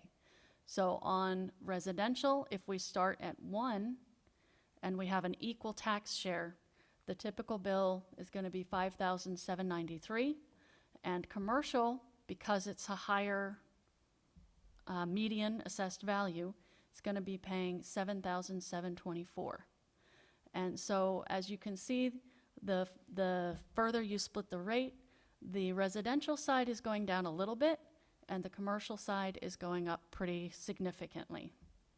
So the next slide will show us what this is going to mean in dollars. So under the median assessed value for each of these properties, the residential, if you go just a little bit, is paying about $174 less, but the commercial property is paying $772 more, and it just gets more and more extreme as we go forward up to the max, which is 1.5. And here it is in percentage. And the main point here is that if we do even a 10% increase to commercial properties, residential properties are only getting a 3% discount. So even if we move to a 10% shift, the residential properties are not going to get a 10% discount. So go on to the next one.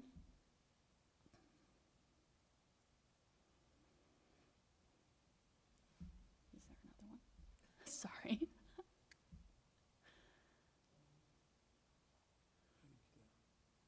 Oh. There we go. So I just wanted to reiterate what our options are. So for a split rate, we can give a 3% residential tax break, but then the commercial properties would get a 10% tax hike. The other option that we have is increasing revenues through assessing commercial properties correctly. I have found, even in the short amount of time that I've been here, I have been able to reassess some properties to about $9.3 million in additional assessed values, and that's actually providing a lot more benefit than trying to shift the tax rate into these different things, simply because the way things are going. I know she's in a presentation, but I would, unless you're going to pursue that, I'd like to know what it is that you're doing. Thanks. Yes, so what I'm doing is generally, so commercial properties are valued differently than residential properties. A residential property, basically it is square foot, condition, all of those things, and there's a lot of demand and all of those things. But in a commercial property, there are three approaches to value. There's a sales comparison approach, there's a cost approach, and an income approach. And the two that have been applied the most are the sales comparison approach and the cost approach. And for commercial properties, it's an income producing property. The most important approach to value is the income piece. And that is the piece that I can pay more attention to, and that is where I'm getting the additional value. By valuing the properties correctly, by putting, we are supposed to be valuing these properties as the market values them, not by per square foot or by the land price. I mean, that's a piece of it, but it is one piece, and for commercial properties, it's not the most important piece. So some properties are going to go up, some properties are going to go down. What we really need to do is get the commercial where it is supposed to be.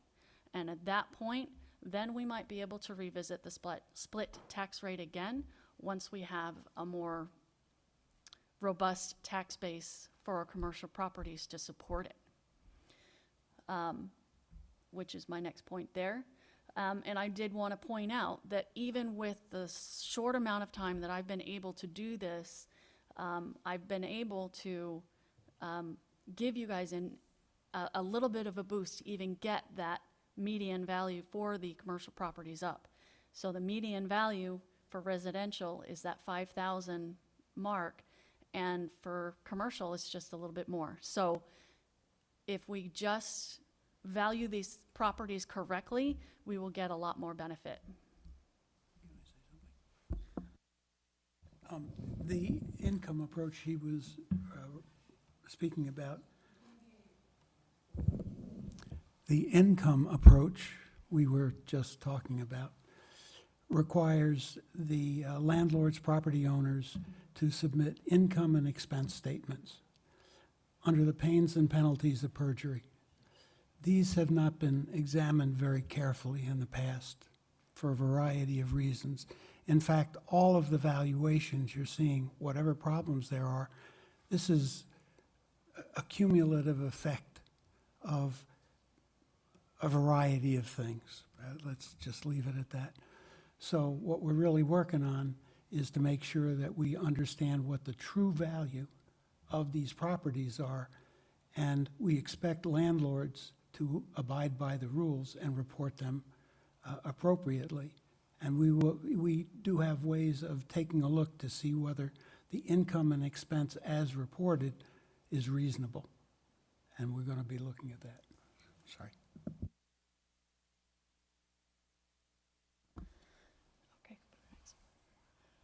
Okay, so the other option that we need to vote on tonight is a residential exemption. Now, this one is an exemption for up to 35% of value for owner-occupied single-family condos and condos. The main issue with this one is that it does require an accurate occupancy database, which we do not have at this time. But I did want to briefly cover this as far as what it is. Basically, it's a reduction of the valuation, and then that means that lower end properties pay less and higher end properties pay more. And again, if we had more of a robust database that could show who is owner occupied and which ones are not, that kind of thing, then we could do more with this. And I will turn this over to Jim, who can explain a little more. Apologies for the eye test, but it'll do you good. This shows the impact of a 15% exemption, which translates into an amount of $47,716. So in other words, you take the average value, multiply it by 15%, and that is the amount of value that is deducted from every residential property, okay? So if you start out on the left-hand side with the $150,000 property, the tax rate right now is 1931. Well, the exemption, as I mentioned how it was calculated, winds up being 47,000. You subtract that from 150, so the net valuation is now 102,000. And when you're looking across all residential properties that have had this decreased value, the low-priced ones get a better deal than the high-priced ones, okay? But it's a tax rate that everybody bears, okay? And what that means is the tax rate starts out at 1931, which is where it is now, and if we do this reduction, the tax rate will be 2172. And at the bottom, you can see the before tax bill and the after tax bill. Before, people were paying $28.97. That's in the $150,000 column. And after this change, this exemption, the after-tax bill for the $150,000 property is only $22.22, a reduction of $675. Okay, so this can be a good thing. In effect, what happens is you're kind of splitting the residential tax rate by shifting the burden.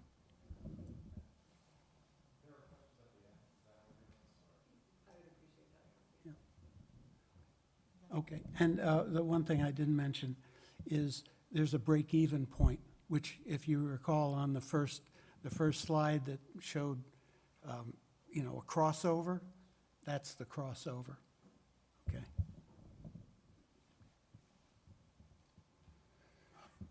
And we did this for,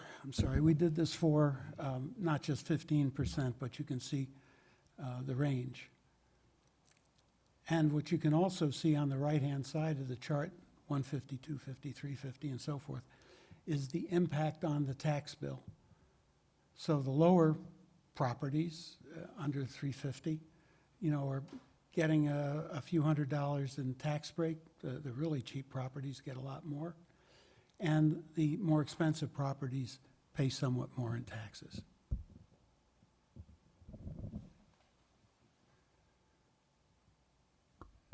So I'll take this one. So we do have a recommendation for residential exemptions. It does require an accurate database to let us know who is an actual owner-occupied single-family home. And we can revisit this if it's established. Then the other thing we wanted to note is that it does increase the residential tax rate, and it provides relatively small benefit, but we can revisit that at another time.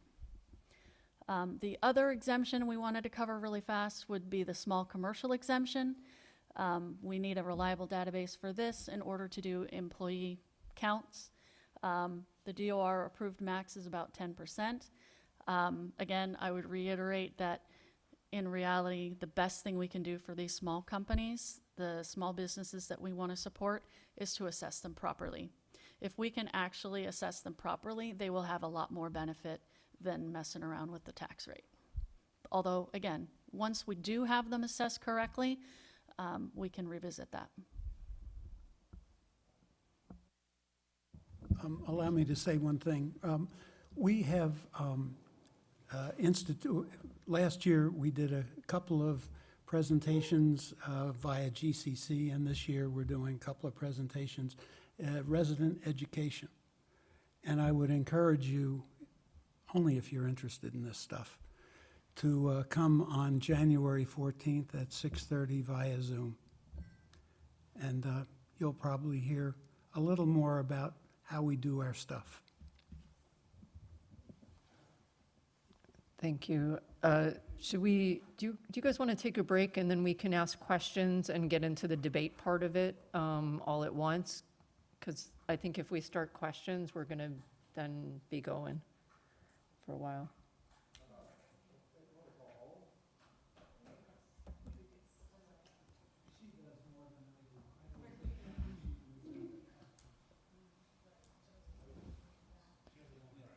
Okay, we'll take a few quick questions. I do think that it's important to take a break. This is a really important conversation, and I really want us to be able to give full attention, and it has been 2 hours and 10 minutes. So if 5 minutes Counselor break, I think would be good. Williams, real quick question, no, okay. So we're going to take a 5-minute, 10-minute break. And then we'll be back ready to ask some questions, and then we can release you. Thank you.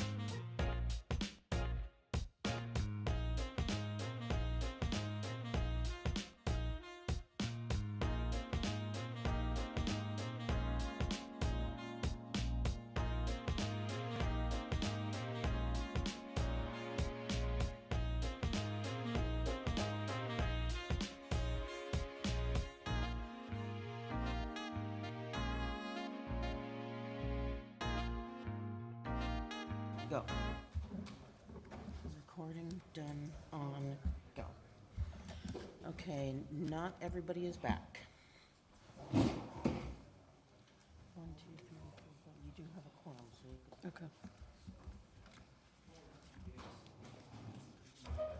Don't disappear.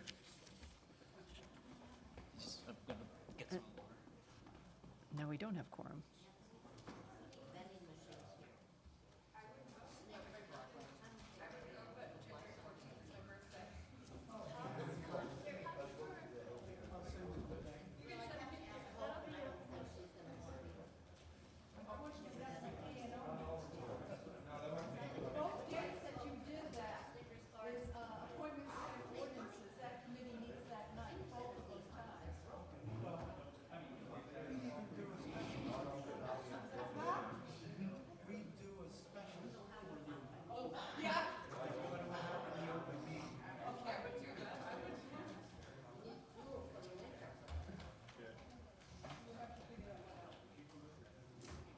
All right, for the counselors who are here, we're going to resume. So I'm calling us back to order. It is 8:50. All right, so I'm going to take some general questions for the assessor, and then when we move to the orders, we can get into more specifics about the specific orders. So Counselor Healy and then Counselor Williams. Yeah, I have a couple. Yep. So the small commercial exemptions, my one concern there, and I remember the slides, so you don't have to pull them back up. You know, a lot of small businesses that I work with tend to lease their space, right? So any exemption made to that property would probably go to the landlord at that point. And you're really relying on a good faith effort of the landlord to extend that tax break down to their rentee, right, their leasee. So that's one problem I see in there. I'd much rather see more engagement in small businesses that are leasing spaces through the city than giving the landlords tax exemptions. And these are just comments they probably don't even require. Secondly, the residential exemptions, if I understood correctly, that only applies to single-family homes. Because on the slide it said single-family home or single-family owner-occupied. Yes, so that would apply to single-family, owner-occupied, and condos. And condos, So they are okay. kind of lumping that in together. So, you know, I do have some concerns there as well. One being, you know, like, as a homeowner who takes a lot of pride in his property and other homeowners that take pride in their property, you almost feel penalized for having to pay more, right? Like, why not just let your house get run down? Like, so you have the same problem that, you know, they were mentioning in other areas in Greenfield. What are we doing about these derelict properties? Well, if I own a property and I want, you know, like, for me, it's a pride thing. So I'm going to keep my property nice anyways. But, and the other concern there is, like, you might just make enough people angry enough to just move to Westfield or move to another community. They're already pulling their kids out of the school systems. Like, what's there to just leave this community and go move to Deerfield and buy a more expensive house in Deerfield where the tax rate is lower, right? So I do have concerns there, and I'm just, you know, you don't have to answer them. I just want to make you aware of my concerns because I tend to be a lot different of a voice than the rest of the council, and it won't be here next year when this conversation comes up. So I hope this echoes in this conversation next year. But I do appreciate everything you're doing. I think going after the commercial properties and having them pay their fair share is definitely important. And the other thing I would also emphasize in years going forward is, like, we've like bounced the idea of split tax around for a long time. Please do not do a split tax until we get at least 30% commercial industrial businesses within the community. Thank you. Thank you very much. I think you have made some very good points, and we will consider those things as well. Thank you. All right, I have Counselor Williams, and then Bottomley, Minhas, and Counselor Haley, you mentioned different tax rates. The tax rate is the function of budget and valuation. So the important figure is how much your bill is, not how much the tax rate is. Oh, yeah, yeah, it's inverse to me, like, you're still paying more, right? If you have a nicer home, you're paying more. Absolutely. So first off, I'd like to thank you for your work. Because, I mean, one of the things that we learned in the last mayoral election here is when folks went door to door, what people were saying is their biggest concern was their ability to stay in their homes because of taxes. And I think this is a first meet, from what I'm understanding here, and I'm old and tired, so, but I think I'm getting it. It seems to me that this would be a huge benefit for the residential homeowner here, particularly folks on fixed income. It does look like a great step forward in terms of people's ability to stay in their homes. And as a senior citizen, I truly appreciate that. Being on fixed income matters. So I want to thank you for doing this work. Counselor Bonnelly. I want to echo too and thank you for your work, because this started back with Randy, and the Board of Assessors are doing a great job of outreach to the public. And there was a time when we were told it was too complicated, and I haven't heard that for several years now. You guys have... It is too complicated. You've dove into this topic and have answered so many questions, and I think that's really important for the community and for us to have faith in our city and the assessments, so I thank you for that. My old thing that you're probably tired of hearing, I actually would love some kind of split tax rate. Again, because what I'm hearing for people trying to stay in their homes, and I know I know it can't be a ton, but I feel like the commercial properties have been undervalued for so long that the proportion just seems so high, because I just hear from people on fixed incomes that, if we all know, not your fault, the valuations across the country have skyrocketed the last few years. And so it's just extremely difficult, and especially for fixed incomes, there's nothing they can do. So that was one comment, just in fairness, even though it doesn't provide much of a relief for the homeowners to do like a 1.1. I did have questions on, you were talking about enforcement, or I had a question about enforcement and the reporting you get, because we all know, even when you report your taxes, people fudge on stuff. And so, I mean, how do you guess if those numbers are correct, or do you have any enforcement if you think they're not, the self-reporting? So an idea was put forth in some of our board meetings that the health department might be a better place to put those occupancy databases. People are probably more willing to report to the health department than they are to us, the assessors. And then also, they also need to know the same information. And so I thought that was a really good idea, and that was another perhaps not enforcement, but this might be a more appropriate place to start that database. Great. I just have one more question. On abatements, do you know the total dollar amount of abatements, and are those mostly for commercial industrial? Or are those? I'm not sure we really have an answer for that yet. So far, I've got two, one of each. Oh. So I'm not really sure, and I'm not entirely sure how much,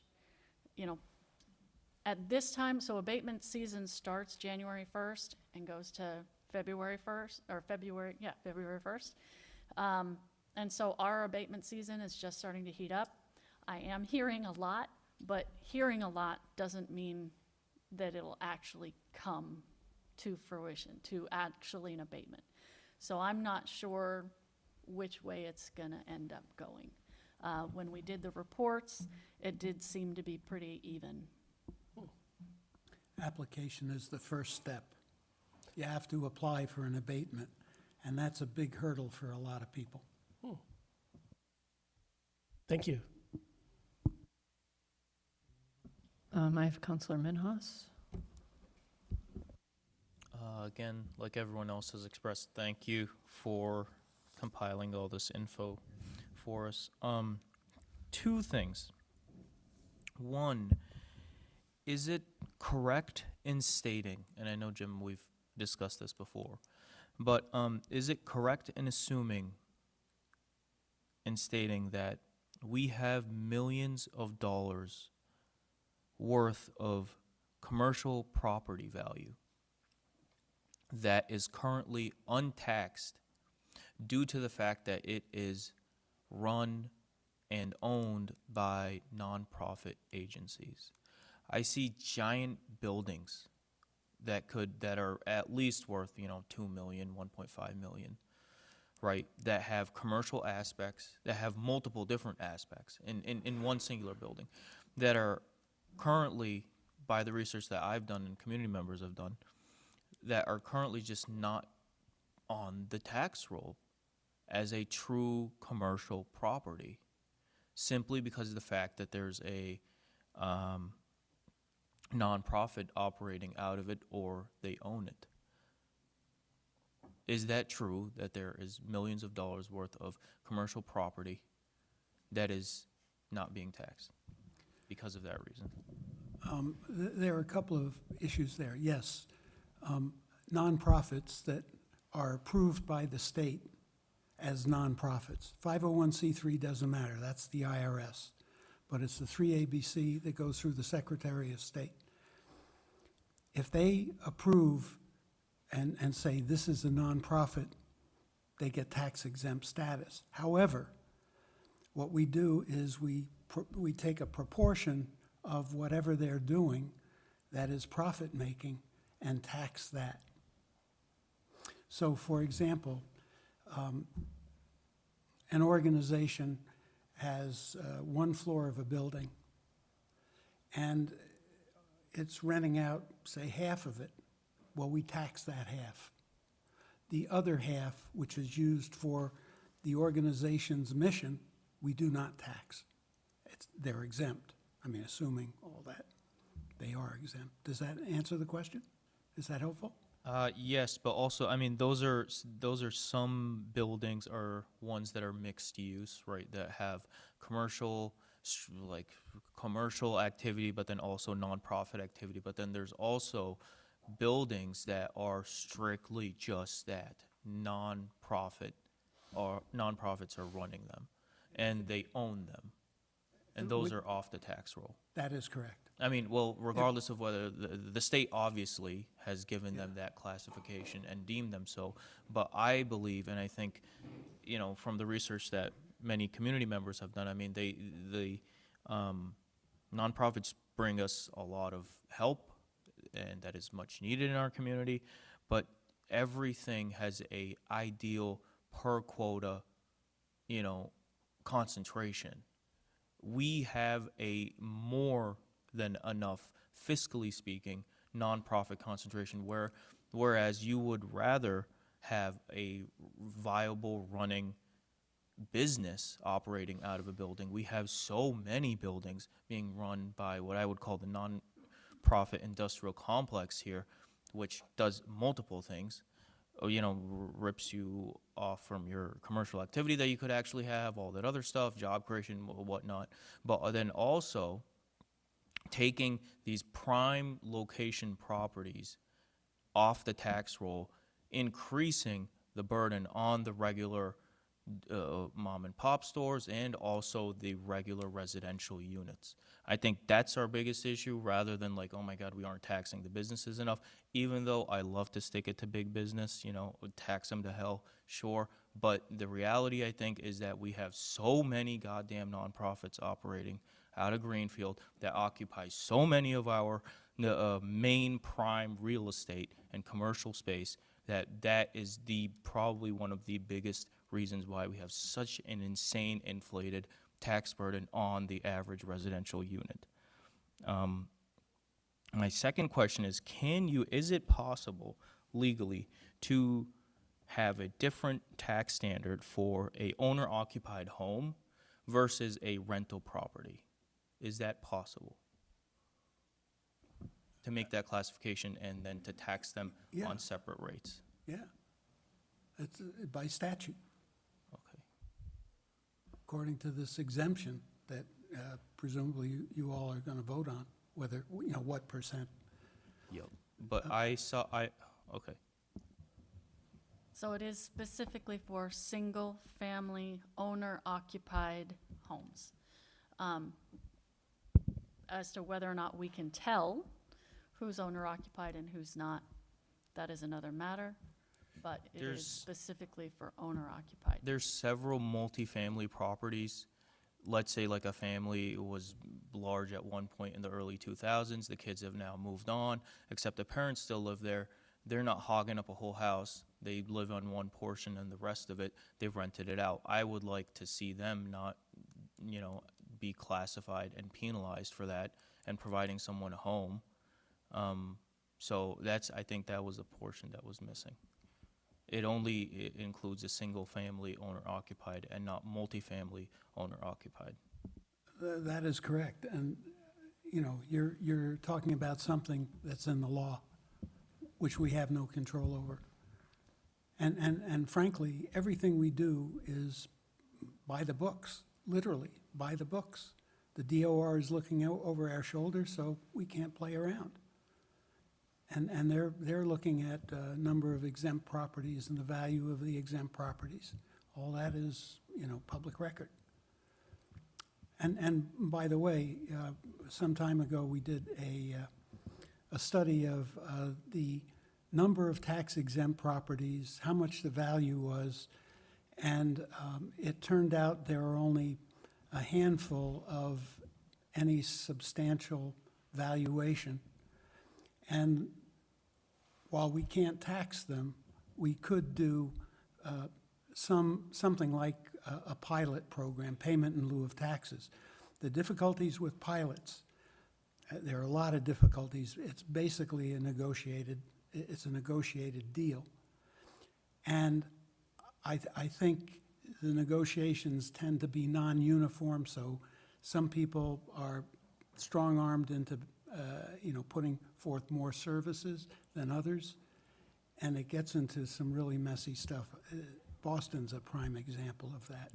So, and if you want to talk about tax-exempt properties, Boston has that problem in spades. I won't name them, but for example, there's a current nonprofit that is shelling out $4,000 to a landlord. And I mean, they might not have control over it. The landlord's just, charging them just because they can. But if a nonprofit can shell out $4,000 a month, I think they can do a payment in lieu of taxes. That's right, but if they're a renter, that has nothing to do with us.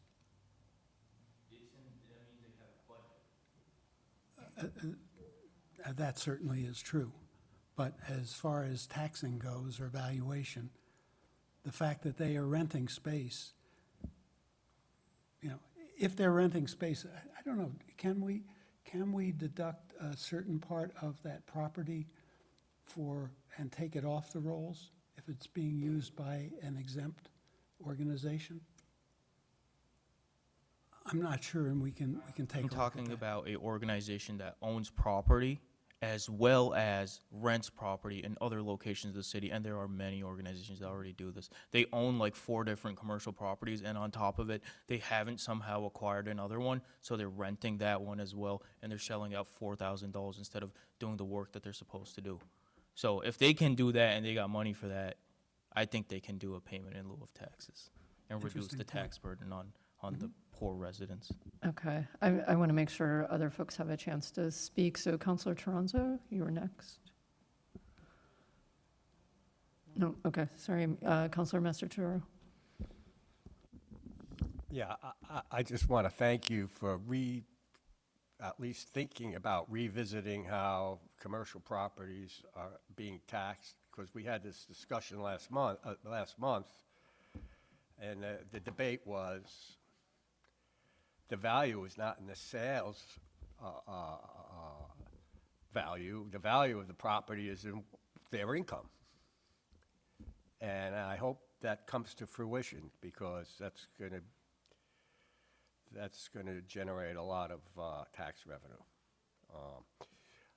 I understand what Councilor Minhas is talking about as far as nonprofits. I'm not going to say who it is, but they own a lot of property in town. And I don't think there's anything, I know there's nothing we can do about it, but there was a house on Country Club Road that was sold recently.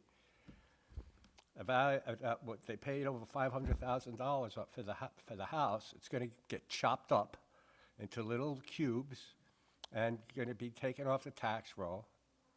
And because it's a nonprofit, educational, quote unquote. I just wish there was something legislatively that we could do to say, okay, this is the limit there's a limit of the amount of property a specific or any nonprofit can purchase within the city or any town for that matter. Because if you look at Albany, Albany's going broke. The city of Albany is going broke because everything is either city-owned or owned by nonprofits. And the tax burden on single homeowners is killing the city. So I don't know, I don't know if there's something that could be done, but it's like death by 1,000 cuts. Rant over. Okay, because I But thank certainly you for don't revisiting know the all of the commercial. answers to these questions. We can certainly take these into consideration. And I do reiterate that we do have to follow the law as to whatever that law turns out to be, but these are all very good points that do need to be considered within our deliberations when we consider these matters. So thank you. Counselor Garrett?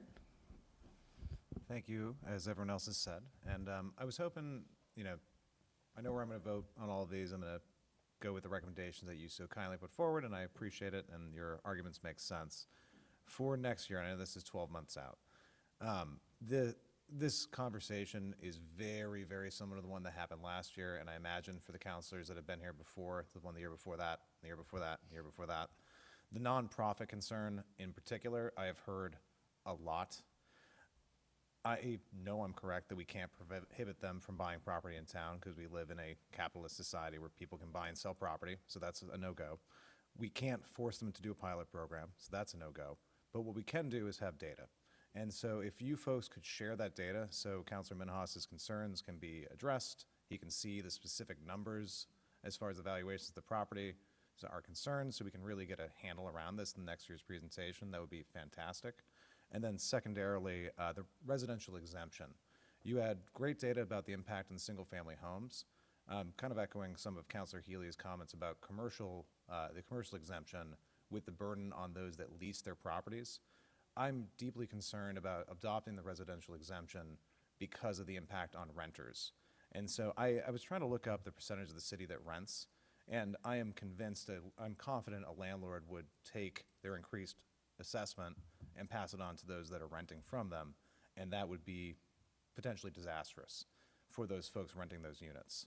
So that alone is why I won't vote for the residential exemption. I love the idea of taxing rich people more, but it would hurt those who have the least to actually provide for themselves.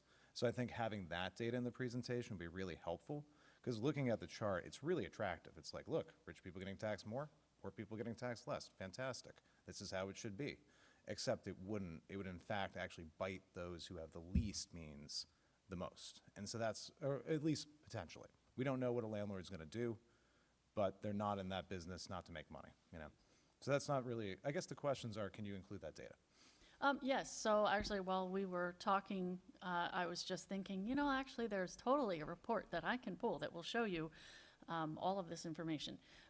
So I can definitely, with the exemptions and the charity, those organizations, I can actually pull that data for you and include that in a future presentation. And I think you do make some very good points about the residential exemption. That data I don't have. We don't keep track of who rents properties and who is actually occupying the properties. And so I do think that those points are very valid and should be considered when considering the residential tax rate. Yeah, there's nothing you can do. I mean, when a landlord's costs go up, what do they do with them? They can eat them, share them, or put the burden on the renter. Unless you've got a better idea.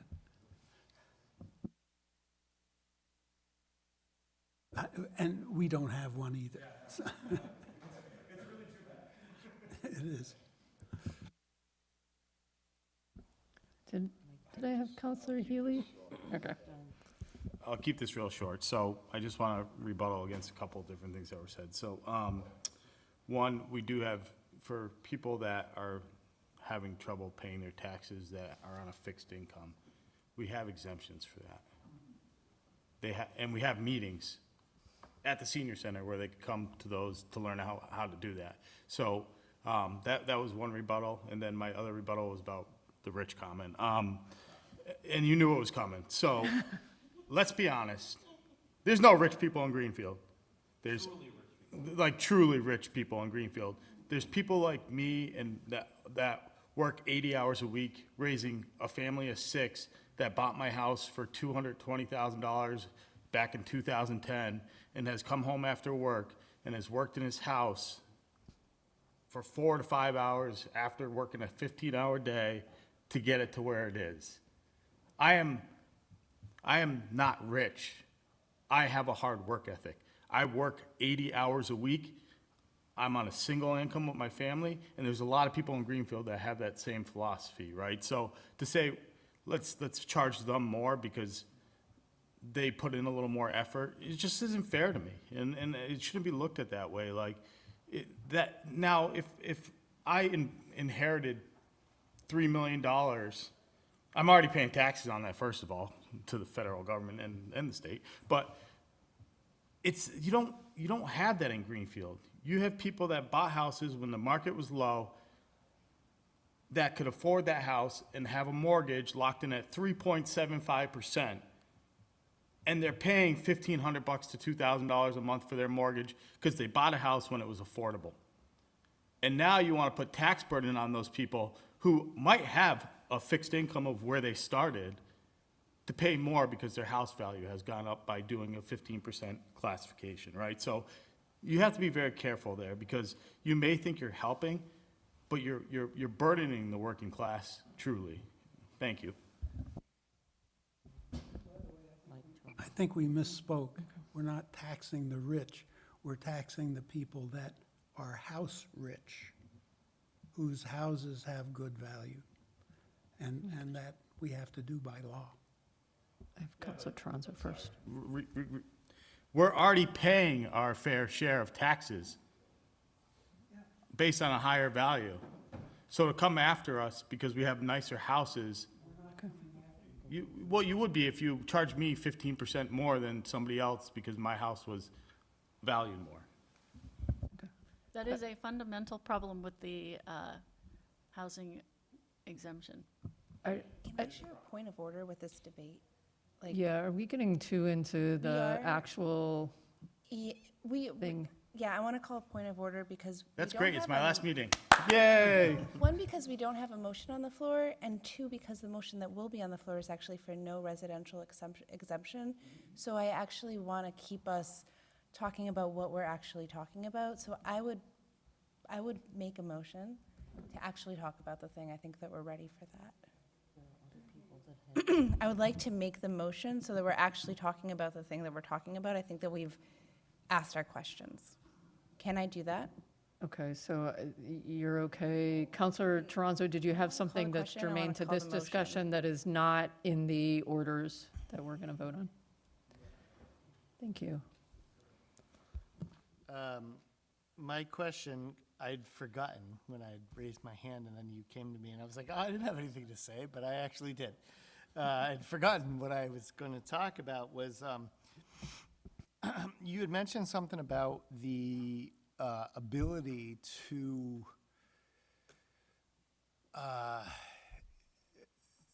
kind of identify like who should pay more or like whatnot, kind of like on a scale, so to speak. and there's really no way for us to know. So if like a landlord has a property, they may be renting it for an exorbitant amount of money, right? But we can only put them on the tax roll for X amount of dollars because that's the square footage or the formula that's there. Is there no way of,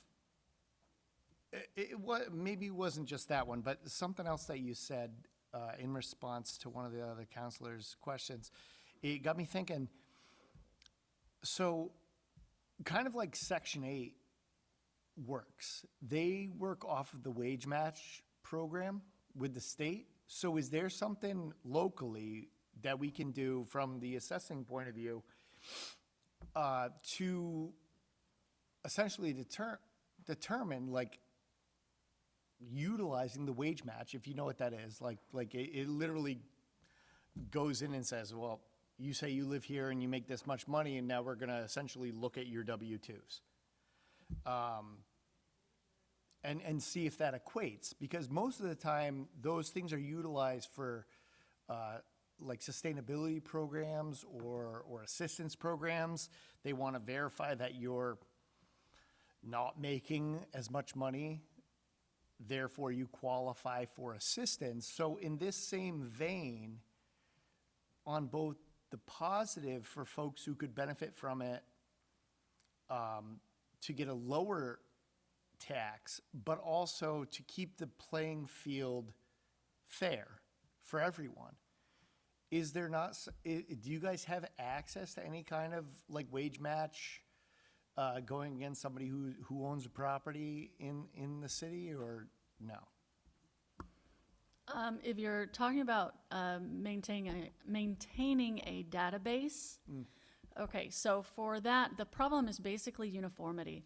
So there are lots of different ways that we can look that up, but some we're going to find, some we're not going to find, and it's just not going to be consistent throughout the whole city. So there's, at this time, there's no way to find that out for everyone, because some people are going to fly under the radar, some people, they're only going to advertise over here, they're only going to, you know, tell the government this piece. So all of the pieces, they're just kind of scattered all over the place, and we just don't have any consistency. That's why I thought the health department might be a good place, because pretty much everybody talks to the health department, and everybody understands and knows why the health department is there, and they are a little bit more open and free with that information. And it's something, a consistent standard that we can apply to the entire city. And that is something that we are required to be as fair. Okay, so the reason I'm asking this is I understand that more people would probably be willing to talk to the health department because it doesn't have to do with money necessarily. So that being said, like, don't we have some sort of avenue to, I mean, there are so many other functions of the government that do a check on your financial records. So if I mean, and I'm not trying to like attack people who may not have the means to do it. I'm attacking the people who might be nefarious in their means of wanting to circumvent the system. So if somebody comes to you and gives you a, you know, an affidavit or something that says, you know, hey, this is my hardship, I need a tax break of X, Y, and Z because I only make this much money,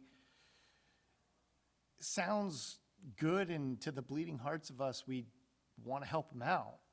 But at the same time, if you were to use something like a wage match program, and all of a sudden you found out they made $95,000 a year, you're gonna sing a different tune, right? You're not gonna feel so compassionate about their situation because they can afford the taxes that are presented before them, and they shouldn't be granted like a hardship or you know, an exemption for it. So that's what I was asking about.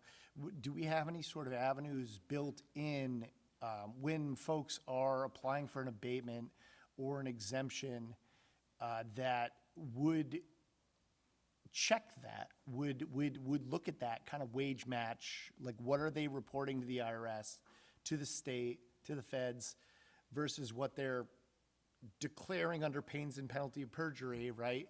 To you, everyone can sign that affidavit all day and say, yeah, this is my true and attest. People lie all the time. So what I'm saying is, like, is there a back door? Is there a check on that when it comes to the reporting of wages, when those types of exemptions or revisions are considered? Yes, so we do check all that. They have to actually provide real evidence of their income, bank accounts, all those kinds of things. And then just generally, we do have some tools that I'm going to use that, I am going to do a search to find those kinds of things. But as far as exemptions and all of those, we are actually, the ones that I've seen, the requirements are actually pretty tight. And we do require actual government documents that back them up. All right, I think we can move to the motion. And I just want to comment, I've worked for nonprofits my entire career, so I'm just going to take on the punching bag of the nonprofit complex.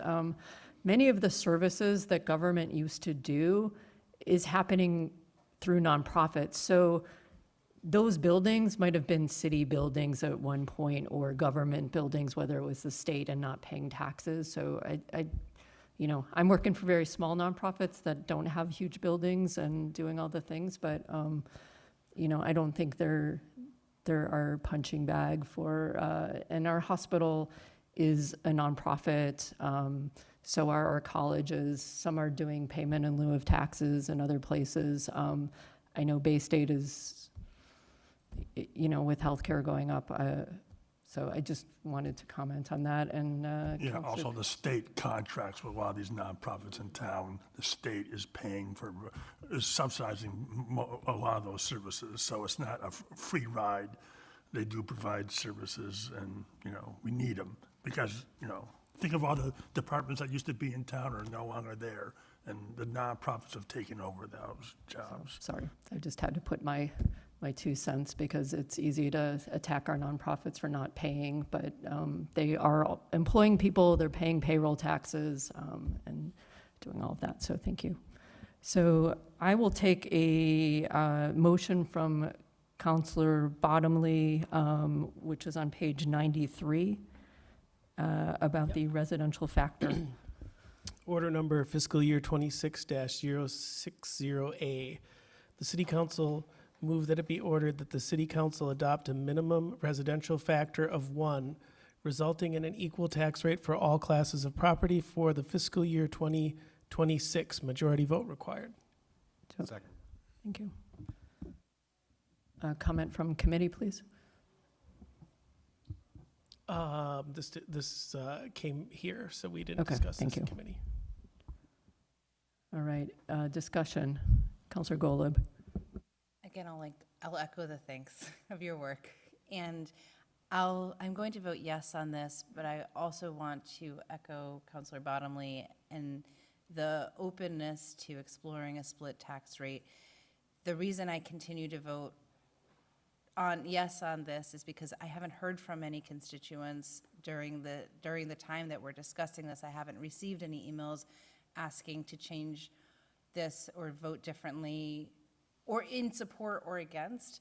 I have heard from many people who are very concerned about their taxes, and so just a comment to the community that if there are people who want us to change this or keep this, to please let us know, because this is one of the most important votes that we take, and we don't hear from really anyone about it. So therefore, I will continue to vote yes on this, and I hear the really legitimate concerns about impacts on our businesses, and so I wouldn't vote, if I were to vote for split tax, I wouldn't do that lightly. So just a statement to the community about that. Yeah. Counselor Bottomley. I'm going to vote in favor of this also, but I do want to say, in the future, if we want to look at it, I think it's better to do it early, September, October, so that not only residents can come, but businesses have a fair opportunity to know we're actually considering it, so they can also speak to it, just in fairness.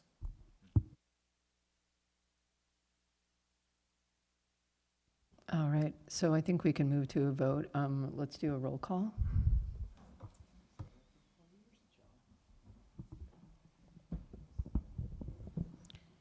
Counselor Golub, Yes. Counselor Master Totaro, Yes? Counselor Bottomley, Yes.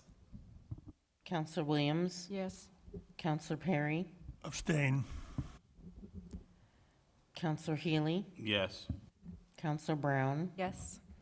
Vice President Garrett, Yes. Counselor Minhas, Yes. Counselor Toronzo. Yep. Does the president wish to vote? Yes and yes. The motion passes. Thank you. And next order? This is order number fiscal year 26-060B. The city council moved that it be ordered that the city council votes that no residential exemption be adopted for fiscal year 2026. Majority vote required. Second. Third. Any discussion or questions? Counselor Golub? I realize that I do have a question about this one. I was surprised to see no after the presentation of the data up here, because it seemed like this would be, I was surprised to see the motion be for no residential exemption after seeing the redistribution of the tax burden. And I appreciate Counselor Garrett's comment about how the redistribution would be redistributed. And just very briefly, just what was the rationale, given the numbers that you shared, for asking us to do no residential exemption? So the way I am approaching my entire job is that my job is to give you guys the data to make these decisions. And this is one case where I don't have the data to back myself up. So I don't have enough data to figure out who this is going to apply to. And so that is my only issue, is the data. And if we could find a way to fix the data, I wouldn't actually have an opinion. I would leave it to you guys to make that determination. So really and truly, it is the hole in that data. It's whether or not we can actually figure out who this is going to apply to and who it's not going to apply to.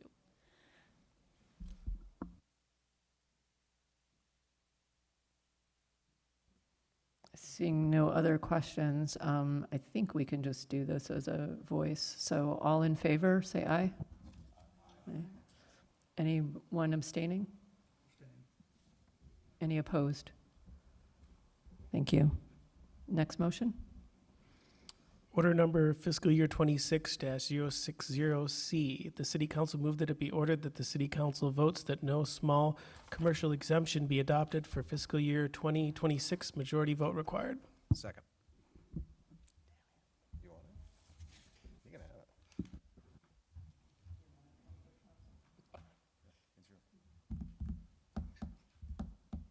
Any questions or discussion? All right, seeing none, all in favor, say aye. Any opposed? Counselor Minhas? And any abstentions? Counselor Perry, thank you. Motion passes. Thank you. Thanks for being here. Safe drive back. Perry abstained, Minhas voted no, right? Yep. All right, you made it through your first assessment hearing. Woo-hoo.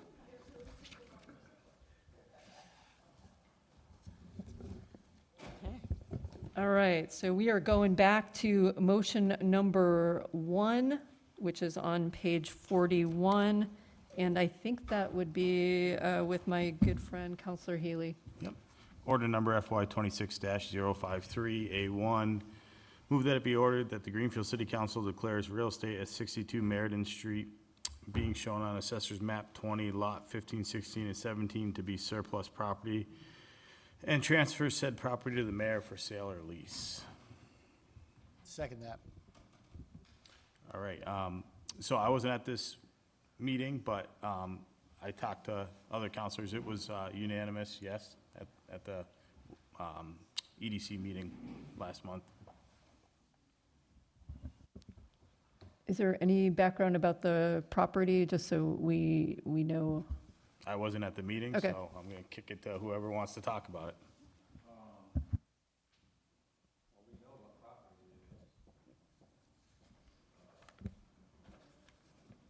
All right, That's the Green River School. okay. Just wanted somebody to say it out loud, so everybody is on the same exact page. Fantastic. And All right, I talked to, what's going on over there is just sitting there doing nothing, so all right, Get rid of it. I believe there might be,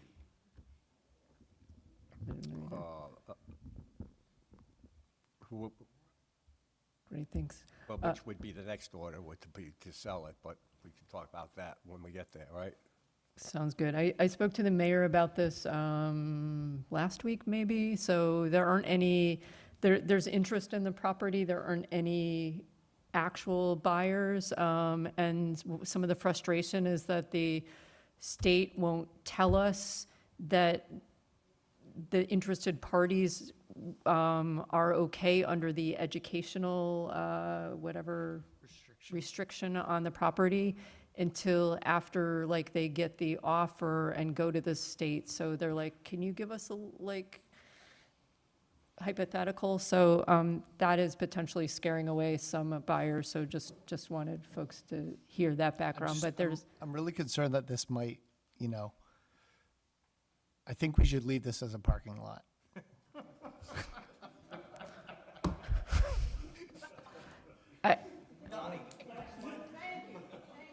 I've just had flashbacks.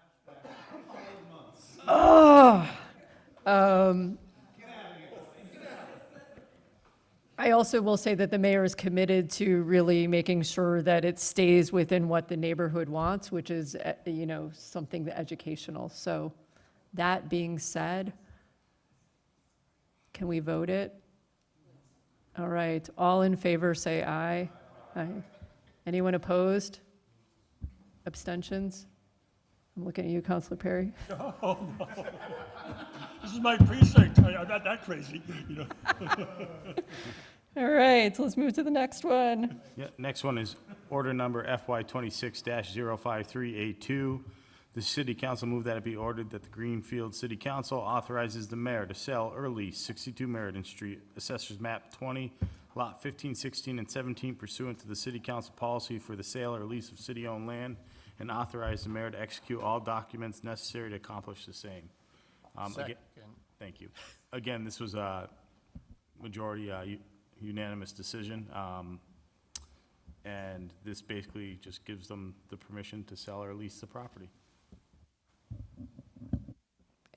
Any comments, conversation? All in favor, say aye. Aye. I didn't see anybody opposed or abstaining, so I think we are good to go to the next order.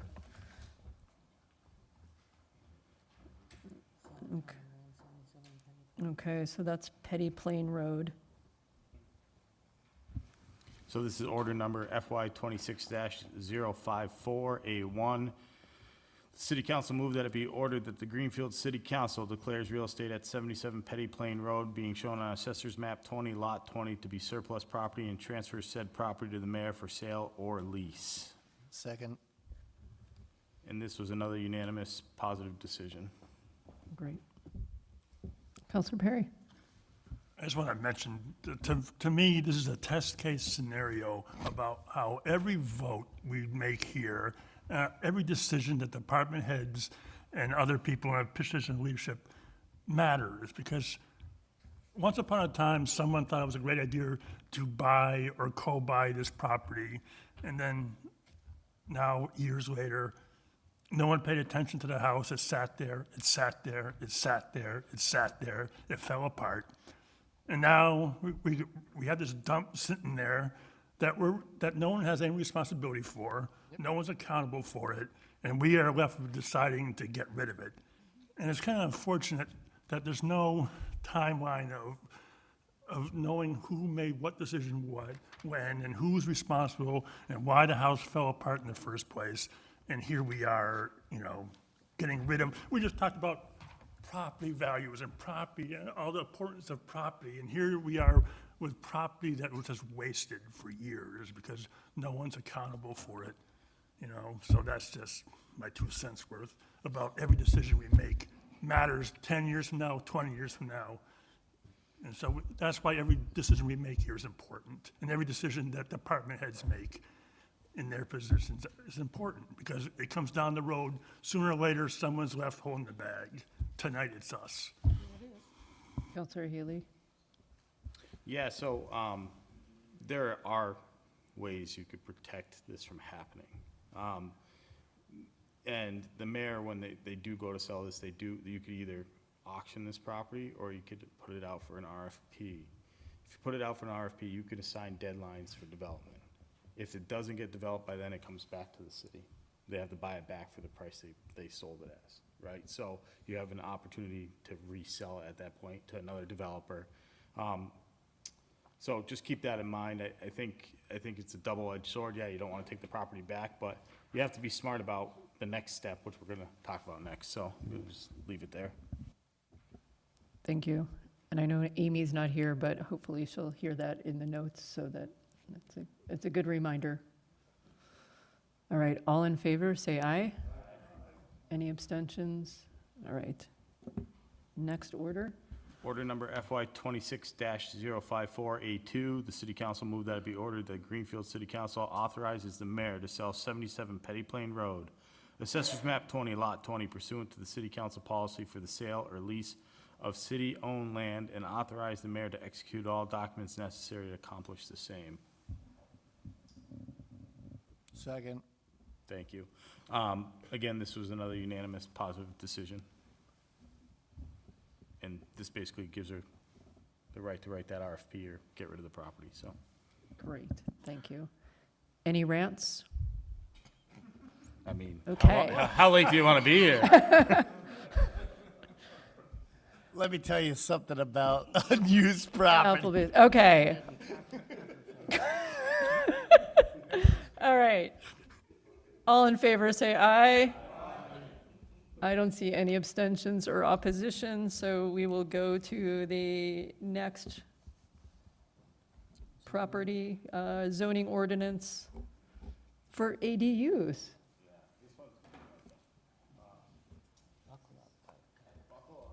Is this a Groundhog Day?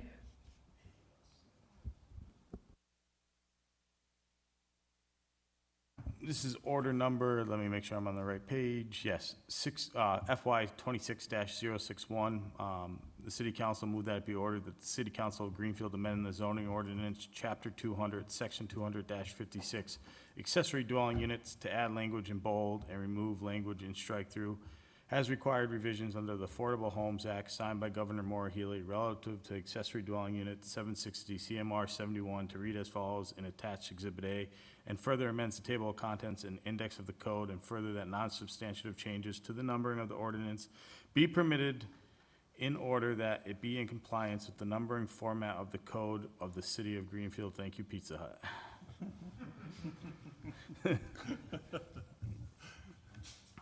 Did I have a second? That was Counselor Second. Minhas, for those following at home. So this was a joint meeting between the planning board and the EDC.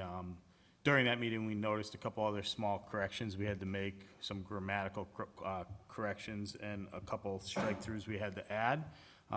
So the original Exhibit A has shown was not approved. We did amend it, so I'm gonna have to make a motion to amend this. If anybody wants to discuss it first, or I can make the motion and then we can discuss it. So I'd like to make a motion to amend.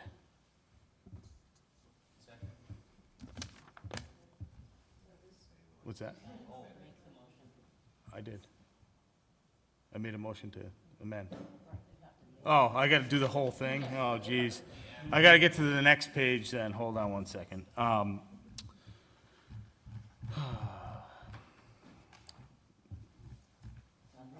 got it right here. So, let me write this down. So, principal, you have it there. Yes, it would. You're the best. Okay, I'd like to amend it as stated, that the city council, so the changes in Exhibit A, because nothing, we have to add that the city council of Greenfield amends the zoning ordinance, chapter 200, section 200-56 accessory dwelling units, and Article 4, use regulations 200-4-3, has shown in the Exhibit A. Yep. So, one of the amendments is revise the word principal, it was spelt wrong, to principal, as noted in section D2. And then remove the word strike the word within in section 200-4-3, B8, and then strike the word detached in section C20.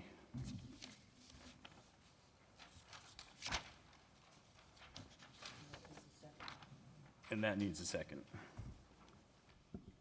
Do we have a second? Second. Oh, can I explain this a little bit? So. Yes, no. What happened here was the AG came back with revised recommendations on ADUs, saying we can't prohibit them from multifamily housing. So we had to then go back and rework this whole section in the zoning ordinance allowing that. In the process of doing so, we noticed a grammatical error, which we talked about, and then we noticed that there was still a couple sections in that articles of use that had the word detached or attached, and we had to get rid of those to match the rest of the zoning language, so that's why we did it, so we didn't have to come back around and do it again, and it was caught by, I forgot who on the planning board, but they did a great job, so.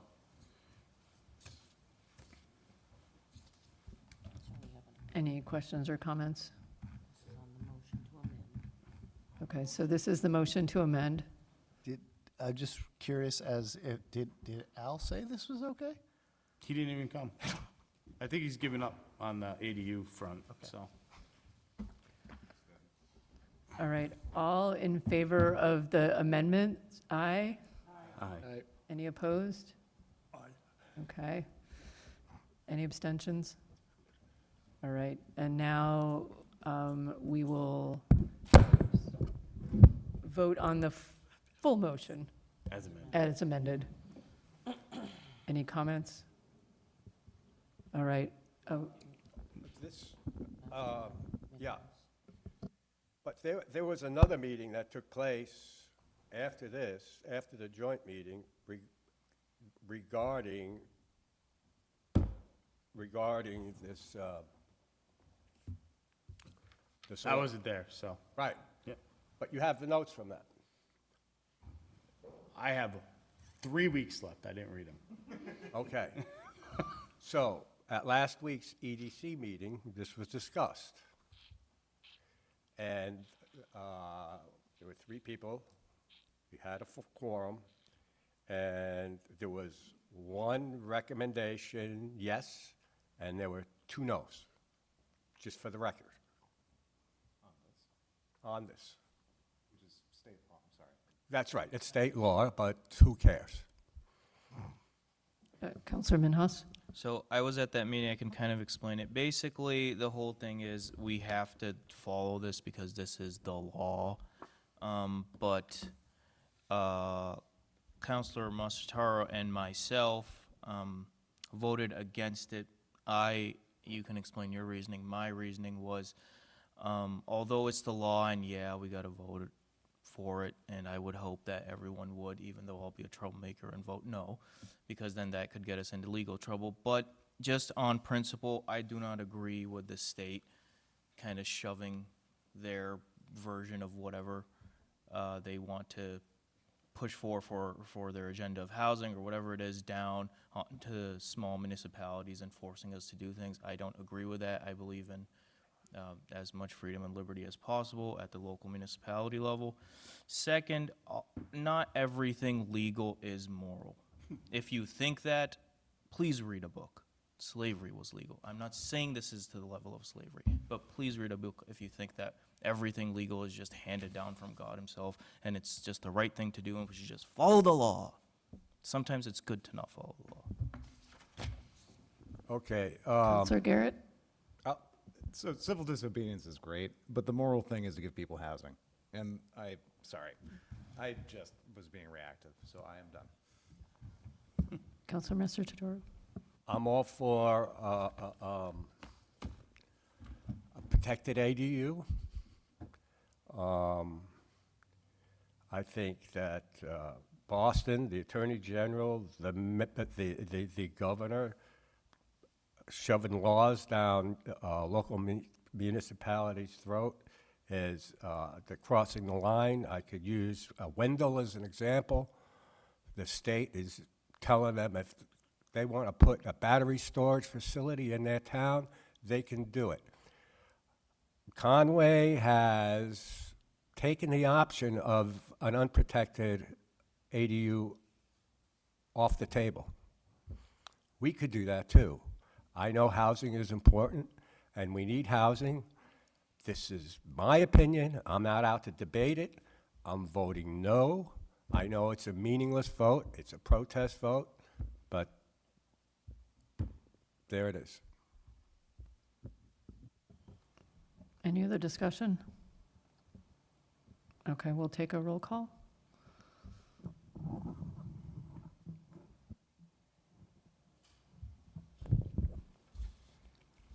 Counselor Golub, Yes. Counselor Totaro, No. Counselor Bottomley, No? Counselor Williams, Yes. Counselor Perry, No. Counselor Healy, Yes. Counselor Brown, Yes. Vice President Garrett, Yes. Counselor Minhas, Nope. Counselor Toronto, Nope. President Wondolowski. Yes.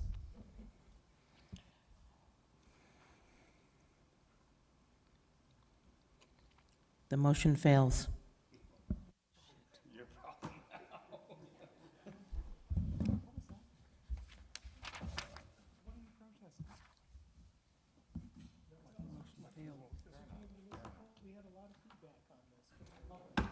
Okay, Counselor Golub.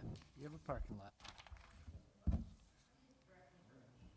On page 76, or 76, excuse me. Item 6. 7-6. Mayor's appointments and Yep, reappointments. I got it. Thank you.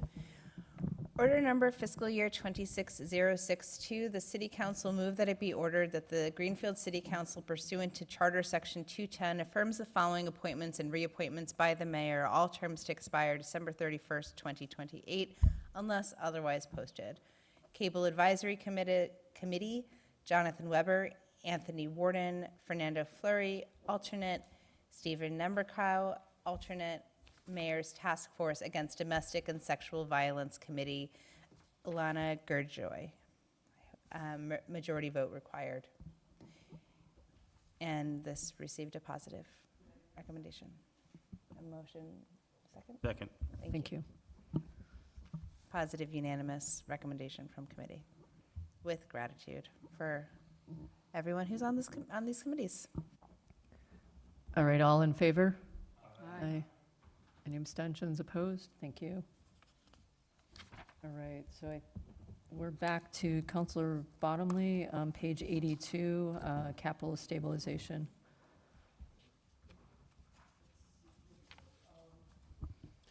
This is order number fiscal year 26-056. The City Council, upon recommendation of Mayor DeSorger, move that it be ordered that the City Council approves funding not to exceed $85,000 for the complete installation of a high-speed electric vehicle charger at the police station to be funded from capital stabilization account 8402, majority vote required. Second that. All right, And recommendation was unanimous, positive from the committee. Any discussion? All in favor? Any opposed? Abstain? All right. IT upgrades. Order number fiscal year 26-057. The City Council, upon recommendation of Mayor DeSorger, move that it be ordered that the City Council approves an order to fund IT upgrades to public safety equipment in the amount of $47,577 to be funded from Capital Stabilization Account 8402. Majority vote required. Second that. And this was also unanimous positive recommendation. I really don't want to be that guy, but what does it mean by IT upgrades? Given the, thank you, given the public comments that we had. I told them to go home, there'd be no problem, you know? Thank you so much. You've been saying thank you to everyone. Well, I thank you putting this, going to all these meetings, putting all this time. I really appreciate it that you're doing that for my city. So, those are, maybe you're not aware of it, but Windows 10 went end of life. Microsoft basically forced everyone who had a Windows 10 computer to upgrade to Windows 11 because they were not providing any more security updates. That prompted the city to go ahead and upgrade the machines that you could up to Windows 11, but there were some that did not meet the requirements to do that. 9 of those computers, MDTs, were computers that are on fire trucks, ambulances, and cruisers. So that's basically what that is about.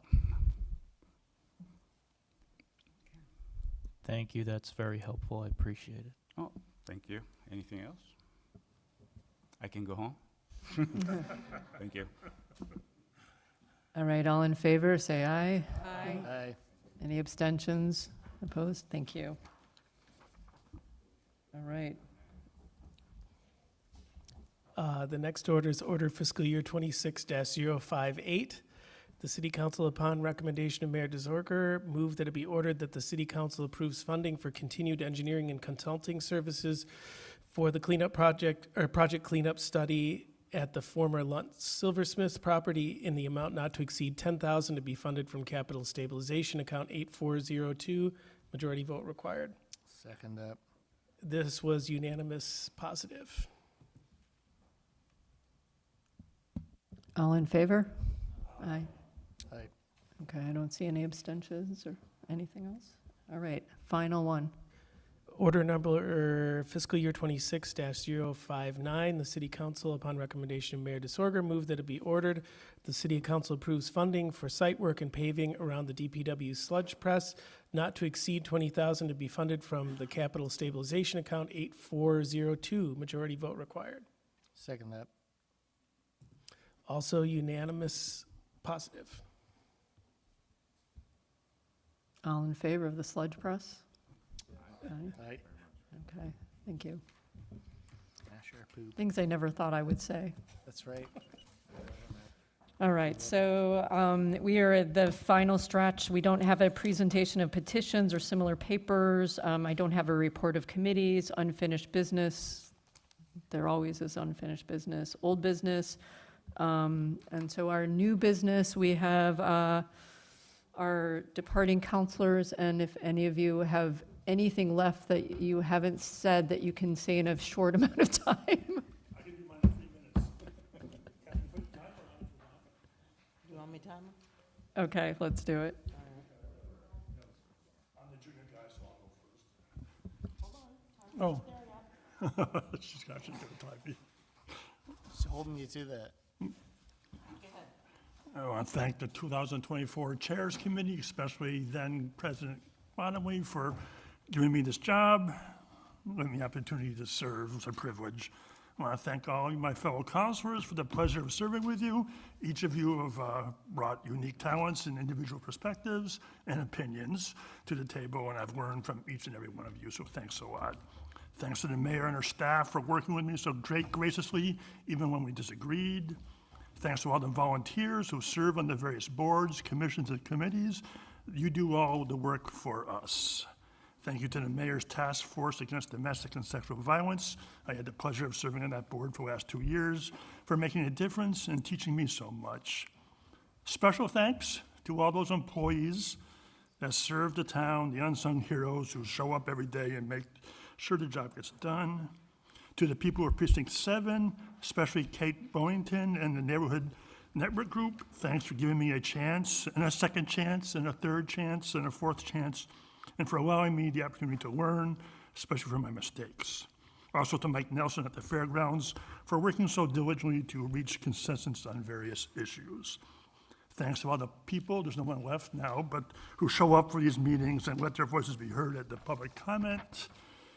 To Roxanne Wiedengardner and to Karen Patnode, thank you for your graciousness toward me in the aftermath of a tough moment.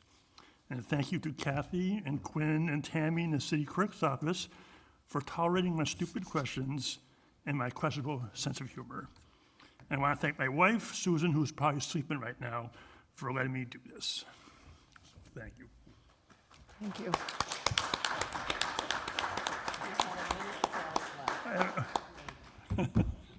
I don't remember if Counselor Healy is on longer or Counselor Toronto. Same time.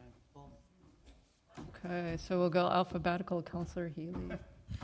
Well, I will say, first of all, I'm disappointed that you have a stopwatch because I was really hoping to pull a filibuster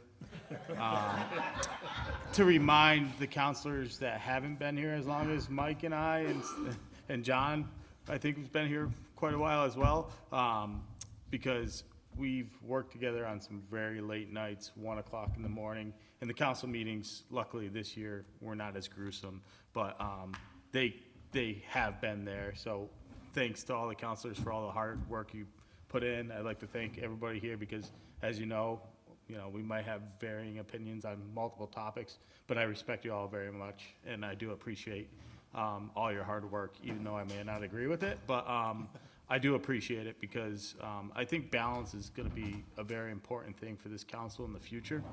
I think when you're making a hard decision, if you could just take that 30 seconds to think about me in the future and say, I don't want to use the what would Derek say, but I'm going to do it anyways, right? So, yeah, exactly. What would Derek do, right? So, honestly, it's been a pleasure, everybody. It really has. And to the constituents and the people that have tolerated me as well, and to the people that respect me for my opinions as well, thank you for stopping by my house, for, supporting me when I needed it. Thank you to the clerk's office, because I'm not always the easiest person. I like to throw last-minute Hail Marys, because I'm a busy man, right? And most importantly, thanks to my wife and, my 4 children for giving me the time to do this. It was a big sacrifice, and I appreciate them. Thank you.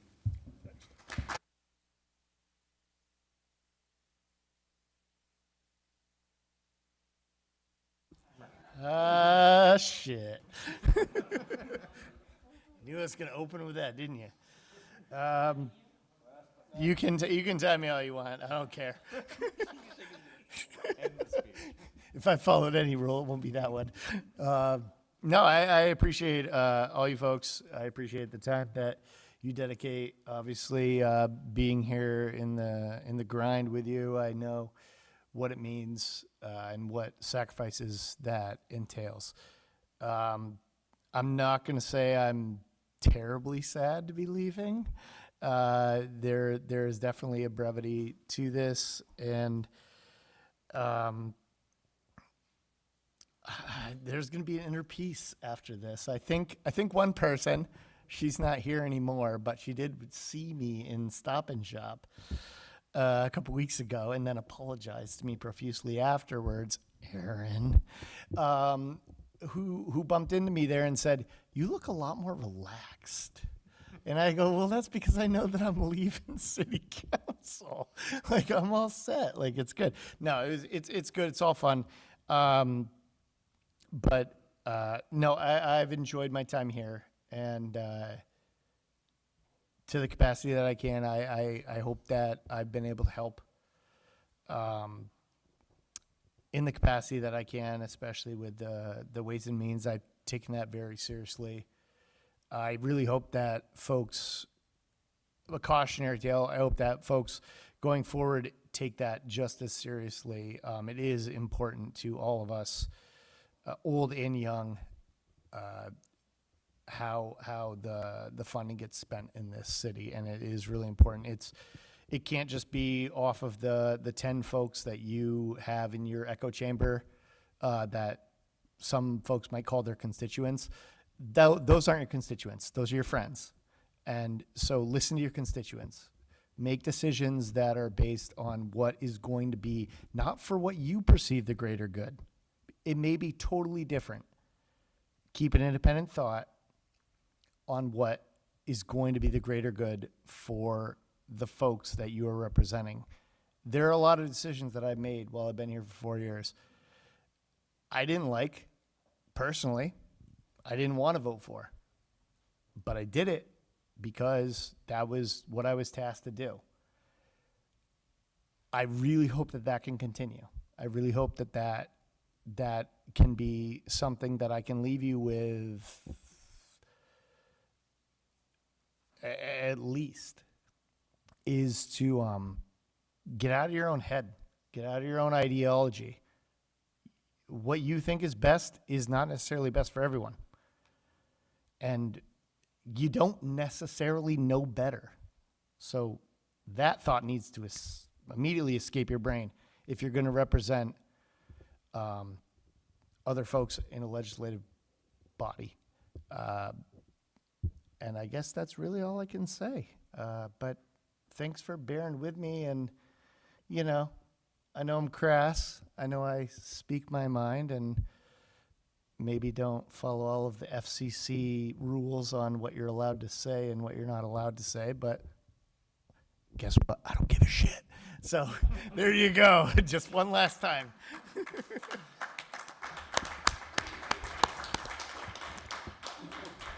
Thank you.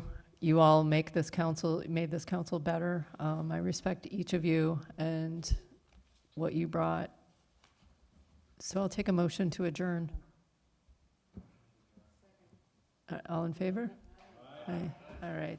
Good night, everybody.